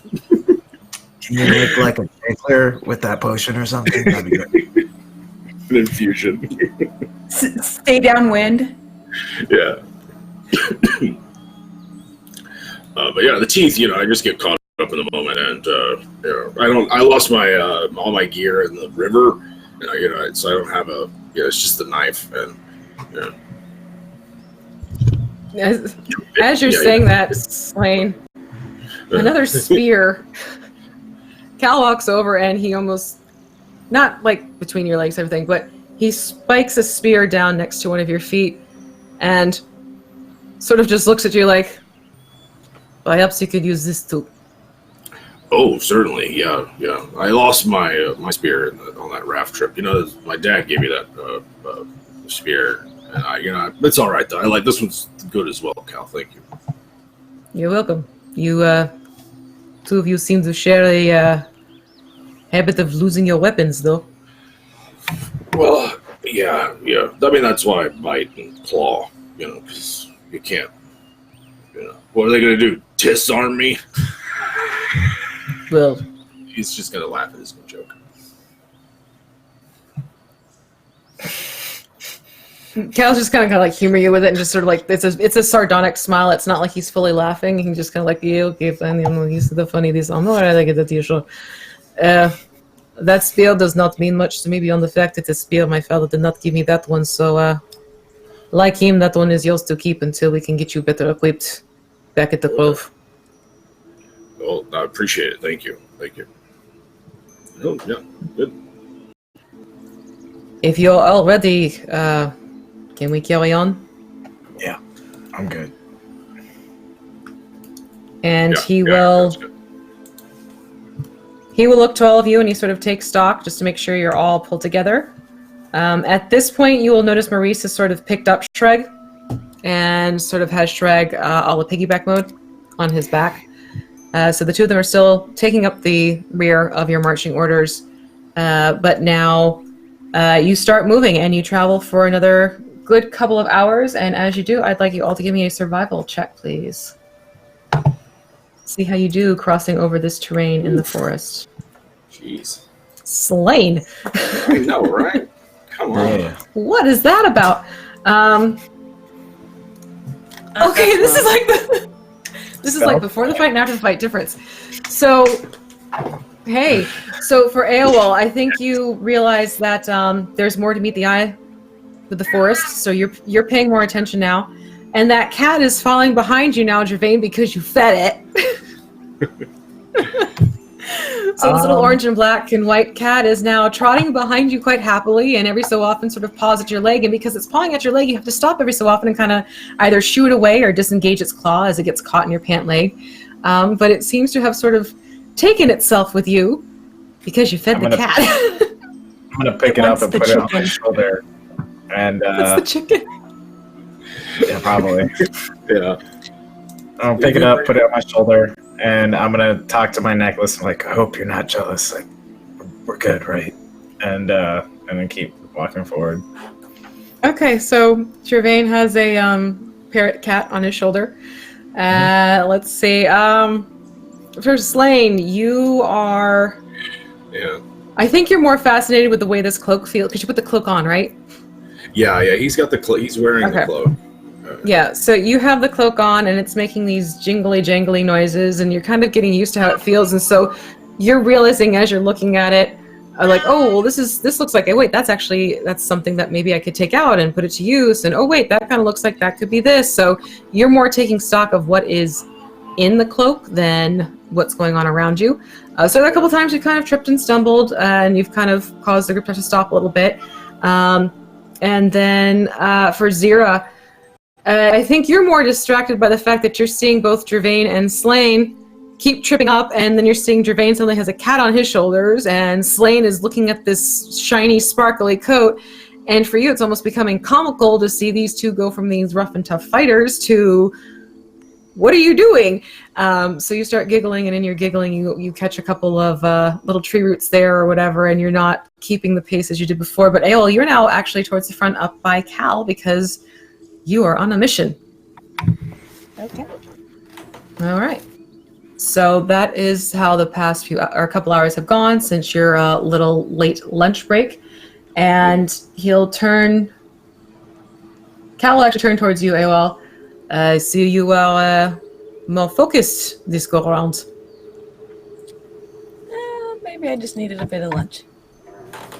Yeah, sometimes it helps to refocus and get everyone back on track, but what is with the notebook? It's not usually the weapon of choice around here. I like keeping track of things that I see, and I'm a little bit more scholarly. I don't really like using swords or daggers or anything like that. Yeah, I noticed that one as well. Is that going to be a problem for you if you have to actually kill a creature? I don't think so. It's not the first encounter I've had in the forest. It's just that one seemed like it was protecting something there. I was wondering if maybe that was its home. No, they more like to just make nuisances of themselves and get whatever shiny things they can from those they encounter. Yeah. But I give you credit for your restraint. I'm not sure I really used strength there so much as trickery. Still, it's not something I see often. Normally, it is when you are on the attack, you are on the attack. You don't hold and wait.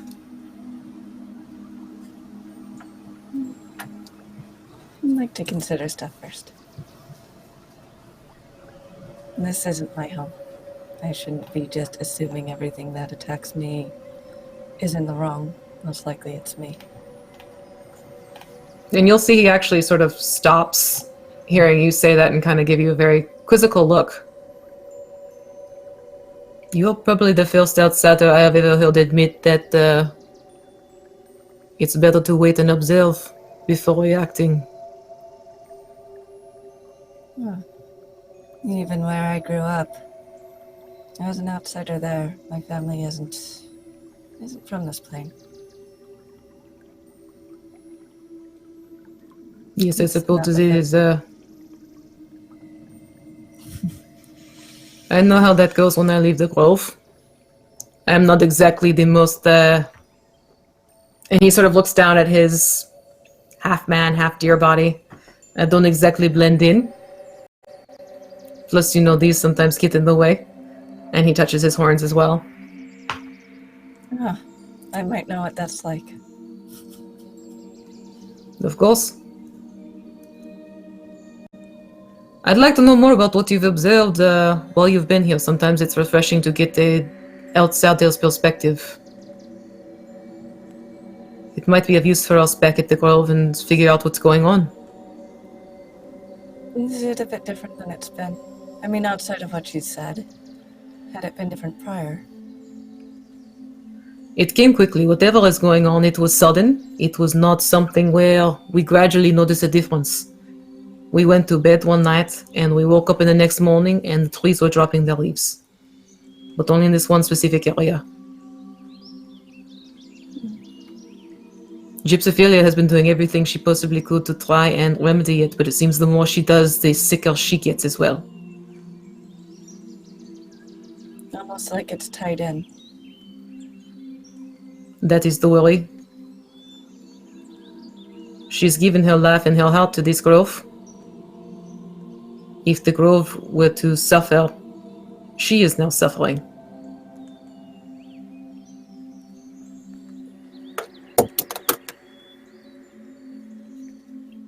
Perhaps you will see something we cannot. Maybe. That is the hope. Not one of us catches something, right? Absolutely. But if it is good with you, we should probably keep the pace up. And he'll look over his shoulder at the others, and he'll take in Gervain, scritching the cat on his shoulder, and Slain, look at the shiny. And he'll kind of give a slight smile, seeing Zira actually enjoying herself now, and not looking so troubled as she was in the morning. And just make sure that Maurice and Shreg are taking up the rear and keeping up with everyone. And he'll look back at you, AOL, and he'll give you a side smile. Yes, I think maybe you might be able to bring a little bit more to the table. Let's go. And he'll start walking, and again, you're going through the forest, and it's dense, and you're hearing the different sounds, and there are points where the ground is almost mossy, and your footfalls spring back because of the density of this moss. And you notice that the air, it's been sort of a nice spring day, and the air is taking a slightly crisp chill to it. Not that it's become cold, but it definitely is not the early spring warmer air that you would expect. And Slain, again, you're seeing that with your own knowledge. You've turned now. You're not just going straight east or even towards the northeast. It seems almost as if you're tracking a little bit more towards the north now. And as you go, you will start to hear in the distance, again, the sound of water going somewhere along the lines. It's this flowing water. And Cal will stop and turn to the rest of you. Once again, I don't suppose you have issues with water or anything like that. We're going to need to go near one of the branches of the river. Well, I mean, no problems with it. No. Is there a problem from the past that you thought you took care of? Yeah, I'm starting to have problems with water. Every time we've been with this group and we've interacted with water, it hasn't been a good time. You know, we all lost our memory once. We fought that frog over there. I just feel like you're not being honest with us, but I mean... I'm sorry, how am I not being honest with you and you're the ones to hang up? I feel like you're withholding information. Every time we're coming to... Actually, I don't know. Prove me wrong. I have nothing. We're good. Let's do some water stuff.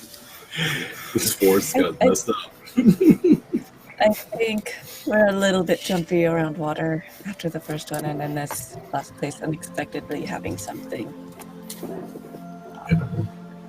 Yeah, we should be okay. I don't mind going first again. That's okay. All right, well, if you want information, you can always ask for information. My reason for asking if you had problems with water is because we're about to go to a rather unique area in the woods. No. Any trouble up ahead then? There are legends. There are stories of this particular outcropping of rocks. Oh. And depending on who you want to listen to, it could go very different ways. But yes, you might run into something. Of course, I am not exactly sure of the what of it. What So this is my way of saying, heads up. Watch your back. Okay. All right. Well, Twigs here doesn't really like water, so he's gonna go back where he wants to go back where he was from, so. So you're abandoning your cat? Yeah, I am. Okay, so all right, you pop the cat off your back and let me see. He's still here. Let's see. I'll roll 20. Wake up for me, please. It is not doing well tonight. Okay, so you put the cat down and well, it doesn't run off. It's not standing quite as close to you, but it's sort of trailing slightly behind you guys. Oh man, Zara's gonna get so jealous. But we're good. I'm good. Let's do some water stuff, Cal. Okay. Yeah, but so rocks and lots of different stories. What kind of stories? Well, perhaps it's better that you tell you what. We can get close enough so you can see it. We won't go up on top of it quite yet, but it's better to get the whole view. Oh, okay. Lead on. So he will. It's probably like another 20 minutes or so, and you're walking through the forest. You notice that things are thinning out a little bit, and you're getting signs that again you're getting closer to the river. The canopy is not as dense as it was before. The water is actually sounding a lot stronger, even than the river that was running by Ulchik village. There's motion to this river. You can hear the water hitting on rocks, and it reminds you very much of that one area where the barge did get broken upon the rapids that were up towards the other section of the river that you had been on. And you're a good distance away. You're not right on top of this, but you see opening up in front of you this river area, and there are these 5 stone forms sticking out of the river itself, and they have an almost human-like shape to it. Not saying they look like statues, but it's sort of like, it's almost like you have, well, that could have been its head, or that could be the shoulders, and that appearance to these things. And they are in a very pulled together cluster in the center of this section of the river. And you can see that the water is coursing through these rocks, and it's crashing up against them, and you see the froth of the white water, and you can even see this spray that's turned into a mist that's sort of like dancing along the shore areas where these rocks are. And Cal will pause for a moment, and he says, those are the dead druids' ruins. They're the what? The dead druids' ruins. I think I heard about one of these once, but it was the 5 of them, and they were. Wait, no, I don't remember this one. Oh, you sure? I'd be interested to hear if you have held anything. I mean, like I think it's something like there was a 5 of the druids, and then they got mad at each other, and they all turned each other to stone over. I forget what the last part was. And he's slain, having a moment. So Cal will sort of take it in, and he's kind of like doing that nodding thing, like, okay. Well, I mean, it's certainly it's an entertaining idea that they all sort of felt at the same time. But Yeah. We have water, we have forest, we have, dead druids. I mean, everything's looking great. I think we should. I'm looking forward to this. I think it's going to be a real great peaceful crossing. No. It doesn't have to be a bad thing just because it's dead druids. Druids, they tend to come together, and they tend to have rituals and stuff they keep. Just because it's where they have their bury doesn't mean that's a bad spot. Oh yeah, lots of things die, so it's okay, I think. Okay. All right. I'm being dramatic. I'm sorry. Is there like a tomb or something nearby, Cal? Like, what? Is there like a tomb or something nearby, or are we walking on? Like, is it okay to cross here? Are we going to upset the dead druids? Well, that is interesting that you should ask that, because one of the stories is that those are the encased bodies of some very powerful druids that were put there by Baba Yaga and her daughters. They had been punished, and they are to live their eternity in these stones. Well, you can't do anything if somebody's being punished. That's just the rules. Wait, you mean the lifestyle? More like that is where they are going to remain. Perhaps until they are freed. Some say freed, some say put to rest, rest in peace, their souls are released from the stones type of thing. There are different stories over it, but the general consensus for many is that these 5 individuals did something that Baba Yaga did not exactly care for, and this is what she ended up doing to them.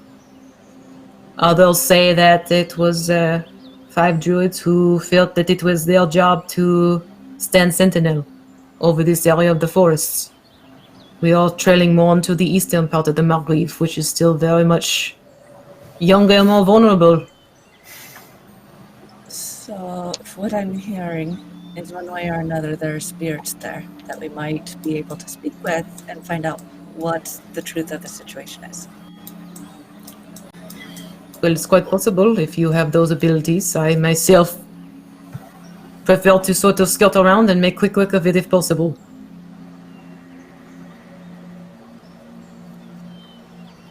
I don't know about you guys, but I kind of want to find out.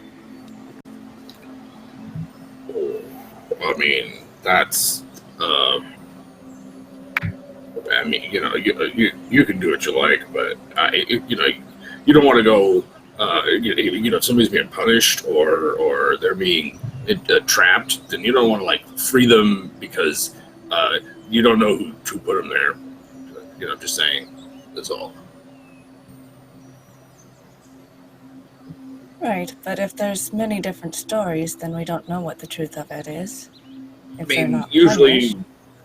I can see what you mean with that. They could be just they're on their own. Then they wouldn't want to be free, right?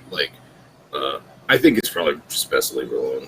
Don't you think? Well, because Evil might have a point because the forest that we're coming up to where Cal's from has some problems, and if maybe they might give us some insight on what we might come against later. So, because none of us know how to dabble with forest magics or anything, and druids are known for that. So, Evil might make a good point of investigating to see if maybe they might be helpful. all right. And Slane's gonna make a big sort of talking to no one in particular, kind of you guys convinced me. I won't stop you. And, that. And he's gonna hang back along the shore. Slane, do you believe in ghosts? Of course, I believe in ghosts. I've known it. I haven't known any ghosts, but I haven't even seen them. Yeah, I've seen them. Oh, see, Jermaine knows.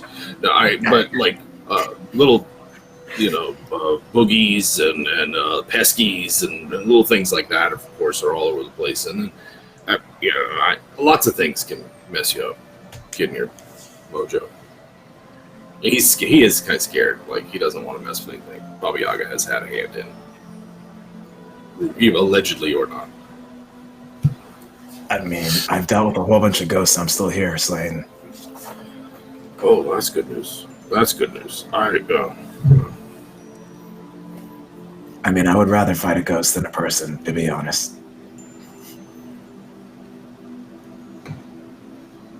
I'm gonna have to think about that. All right. Yeah, it is. But wow, really? A ghost is another person? They can't hit them. And so many questions.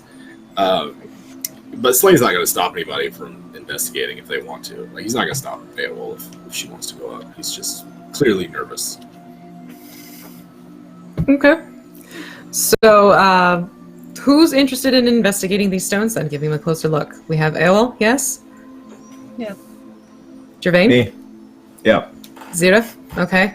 You'll see that Maurice and Shrag, they sort of hunker down with Slane, like they're willing to watch from a distance. And Cal is curious, so he will, again, sort of split the difference between the one group and the other, kind of acting as the go-between. He will walk you up towards the stones to a point, but he's not going to go much farther when he knows he can't head back over and help out Maurice and Shreg if needed, or at least get back to them. You are welcome to take a closer look. I will stay here. I'm interested to see what you come up with because, like I said, this is not my thing. This is not even something I try and pay much attention to. But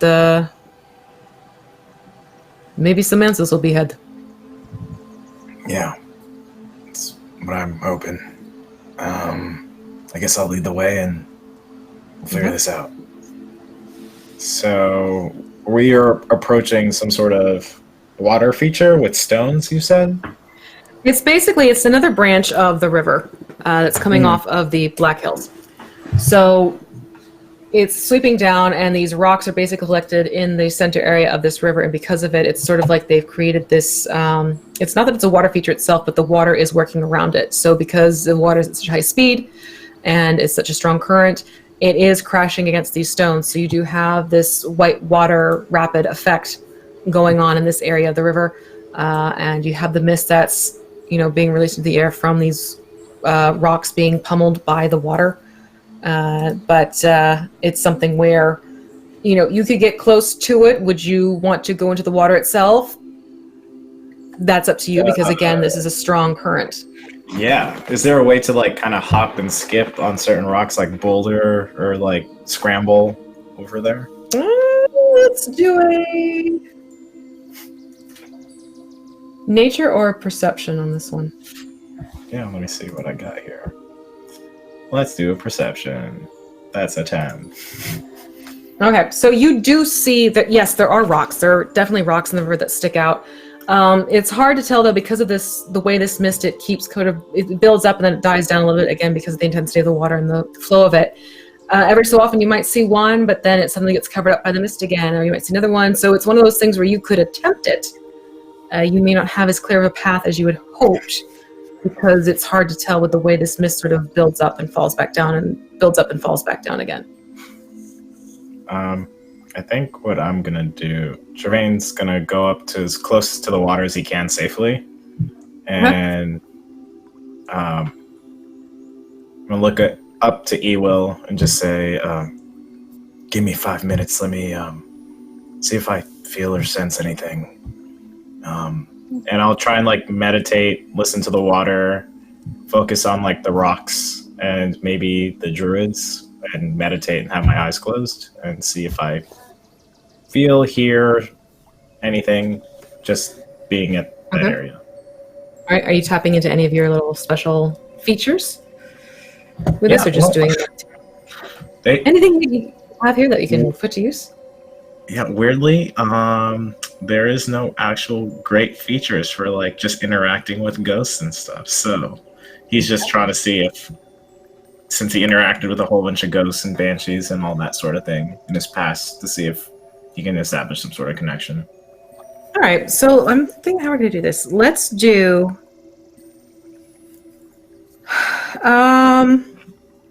give me insight on this one. Yeah.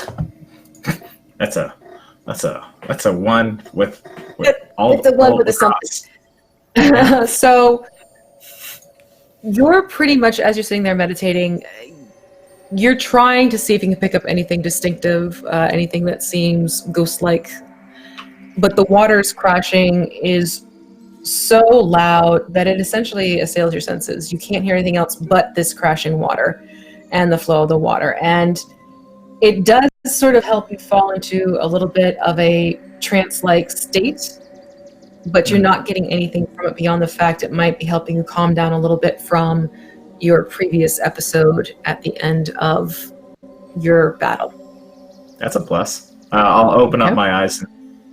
I got nothing. I feel better, but I don't think it has to do with what we're trying to figure out. I think feeling better is good. Let me give it a try, though. Does it look like there's any runes or anything written around?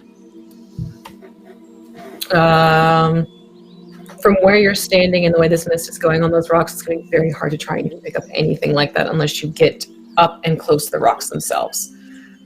And you have probably a good 30 feet either side of the riverbed to work your way over there. And there's no solid ground. These rocks are basically coming up out of the center of the river. Are there any outcroppings of rocks between there? Gervain already looked for that, and there's really not anything that's clustered together that would work as land or as a safer place to stand. You have a couple of rocks here and there. Well, not so much to stand, but that maybe for hopping across. Yeah, he tried that before, and there's really not much you can figure out or find in that respect. Okay. This might be stupid. Here, and she's gonna tie off a rope around her and hand it to Gervain. I'm gonna jump in. Okay. You're gonna make sure I don't get carried away. Right. And I'm gonna look around and see if there's any trees around. There's trees, yeah. All right. I'm gonna lash the rope on some trees and lash the rope onto myself as well. And how long is your rope? Mine is 50, and I think we got extra rope from the twins. Let me make sure. Well, I have one 50 feet rope. I think, Slane, did you have more of the rope? You're muted. Sorry, they gave us like a makeshift explorer's pack. I have rope, water skin, a rucksack, 3 days of food, and thread and needle that they'd given us. Okay, I'm gonna take that extra rope that we got as well. Yeah. All right, so you're dealing with about 100 feet of rope. Yep. Let's first do you're going to be tying these ropes together? Yeah. Okay, let's do a sleight of hand and see how strong these ropes are going to be tied to each other. Let's see how that knot goes. All right, so you have it tied together. It seems to be holding for now. Okay. Okay. Looks good to me. I'll trust you on that. All right, so Ewell, you're going to step into this river? Mm-hmm. All right. You don't by any chance have any swimming abilities or anything like that? Nope. All right. We have disadvantage on everything for now. Oh boy. Okay, so you are going to. What was that? I was just yelling at Zero. Come help me out. Oh, for Zero. I'm definitely helping. Sweet. Okay. So we have Zira and Gervain acting as control of the rope feed, I guess, and the tree is acting as your anchor.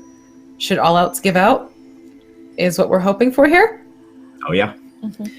All right. So just stepping into the water. Aowol, I would like you to give me a acrobatics check to make sure you can keep your footing, because this is a stronger current. Okay, so the second you step in there, you definitely feel the pull of this water, and you do stumble a little bit, but you are only up to your ankles at this point. So it's not that you are going to get pulled under from that, but you do realize that this is a very strong current that is pulling through these stones and down the riverside. And stones will tend to settle, step on them. Okay. So you're going to proceed through? Yep. All right, so then let's do an athletics as you get into the water, because as it gets higher up on your torso and moves through, let's see how you do with that. Oh no. All right. So you get up further into this water and it starts gathering around your hips, and you can feel it forcefully hitting against you, and you can almost see a smaller version of this mist starting to build up upon you as that's what's happening with the rocks. And you lose your footing and your head dunks under the water. But you are able to stand back up because, again, it is only up to your hips at this point. So you stand, you are soaking wet, you are in this cold, strong river water, and you're not anywhere near these rocks yet. Well, I think we tried. I think we gotta figure out something else. I mean, we could try maybe going further upstream and floating down to it. Yeah, let's see what else we could walk, and then if we might see other place that's easier to get to, then we'll try that too. Okay. We could do that. So, Ael's gonna turn around like, yeah, no, maybe this isn't the smartest thing here. Okay, so we have the nope, octopus. So with having Zira and Gervain holding the rope, you're able to just sort of like walk your way back out of the river. But you are definitely soaking wet, having taken your fresh dunk. But the three of you want to try and move further upstream and see if maybe you can all create sort of a flotation device? Is that what you're thinking? Yep. Okay. All right, so Cal sees you come back out of the water and he'll actually walk up to you. I was not going to lie, that did not seem like the best of ideas. Are we going to keep moving, or do you want to dry off a little bit? What's the plan? I think we should just... Worried. Go ahead, you. I'm not too worried about drying off. It's just finding a safer way over. So maybe if we go further upstream and find some sort of flotation device, we can do that. So you want to make like a raft? Yeah, a raft would be good. Preferably with steering and probably using rope again to make sure it just doesn't get carried off if we lose control of it. He kind of gets this sarcastic smile. So you want to spend the rest of the afternoon making something to sail down the river. So essentially we're setting up camp.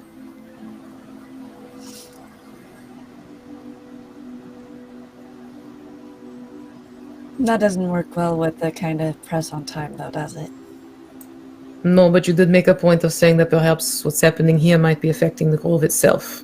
So we can either set up camp here for the night, maybe not so close to the river itself, but a little bit further back under the cover of the tree line, and try to investigate it more.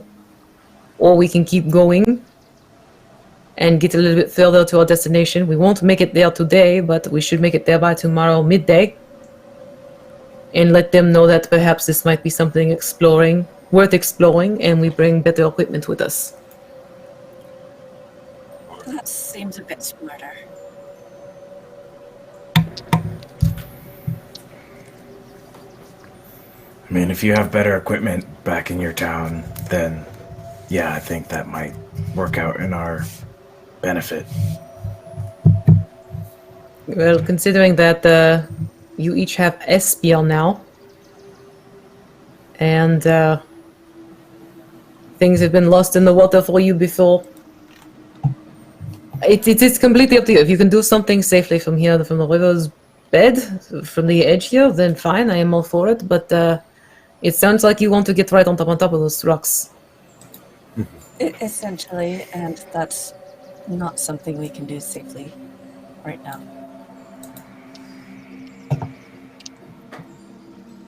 Yeah. I guess let's keep moving so that we can get to your town faster tomorrow, and maybe if we have to circle back here, we can get here earlier. Might be a good plan. All right, that is, I'm perfectly fine with that. It's an interesting theory. Certainly not one I thought of. And actually, we might be able to bring your priestess back here and see if she senses anything that we couldn't. If she's well enough to travel, maybe she could. Though at the state she was in when I was leaving, I don't know if she'll be leaving the grove. All right. All right, then let's go ahead. We will come back and revisit when we have better equipment. And so Cal will sort of usher you all further on down, and you'll keep going. And it's as you walk away, you can still hear that water crashing against those rocks and the river running through them. And you skirt back into the tree lines again, and you start heading up in this northerly direction. And it does come to a point where you find a good place to sort of set up camp for the evening. And Cal makes a point to make sure that your tents are all secured and ready to go. He's got a very strong, warm bonfire going, especially for you, AOL, to make sure that you have the ability to dry off because the night is going to get cold and you are still a little bit dank and damp from your dip in the creek. So essentially, we will have it where you're all sitting around this bonfire. He's managed to get some food pulled together for you, so you're having this dinner. And we will leave it here for this evening with our intrepid adventurers almost to the grove, to where they need to try and find out what's going on. Maybe it has something to do with the dead druid's ruins. Maybe it has more to do with something actually happening in the grove. We shall find out next Sunday for the next episode of The Last Heir. So thank you so much, everyone, for joining us. As always, it's great to see you all chatting away in the chat. And what we'll do is we're going to go in reverse order. Everyone, you can share where we can find you, what you're up to, as well as your favorite part or most intriguing part or a part that spoke to you type of thing. As we'll start with you, Kai. Hey, I'm Kai. You can find me at stonefly_Kai on Twitch, Twitter, and Instagram. On Twitter is mainly where I'm at, where you can see what I'm up to, some of the art I'm creating, projects I'm doing. And my favorite part tonight was I liked the fight. It was kind of fun. Not kind of. It was a lot of fun. That was my favorite part. Nice. It was kind of.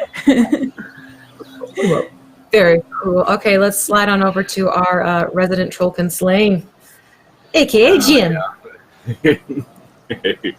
I am WebDM Jim, one half of WebDM. You can catch us on YouTube and here on Twitch, where we also play other games. I think probably my favorite part is just the sense of Cal, like noticing something's up, and you guys are at each other's throats, or talking to not as talkative. I appreciate little details like that, and I also like that we just kept failing rolls all night in like the more entertaining way to fail rolls, like be affected by the forest's magic or something like that. Like that's always fun. So good times. Excellent. Okay, moving on up to Torn Pixie.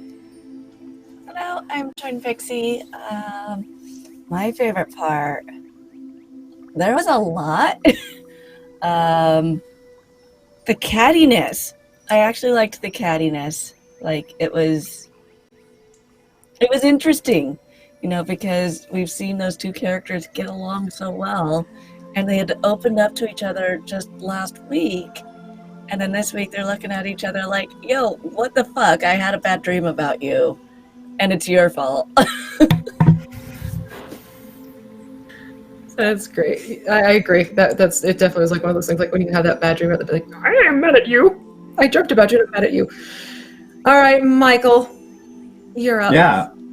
So, name is Michael Sinclair II. You can find me, Michael Crits, on Instagram and on Twitter. I don't have any projects currently. That's fine. I got school coming up, so that's a project in its own. And then my favorite part was I didn't know how petty Gervain could be. I didn't think he had it in him. And then lo and behold, he gets super petty. So that was interesting. And figuring out where that character goes. It was nerve-wracking. Like I was very nervous. I was like, am I doing this right? But it turned out. It's good. Am I being petty correct? Am I being petty? Am I being the right kind of petty? Is this how you petty? Is this how you petty? So honestly, like that was probably one of my favorite parts tonight, as well as seeing how the dynamic shifted just because of what happened with your dreams, and also how Ale was like, "What is going on with everyone?" Yeah. And then how the rest of you are kind of like "Rah," with each other. I also appreciated the whole trying to figure out what to do with Maurice. Oh yeah. Do we hit him? Sure. The interaction. Just hit him a couple between- times. It'll be good. Yeah, the interaction between AOL and Cal too was really cool to see, like Yes. further into her character. Yeah, that was cool. Yeah, that was Yeah. cool.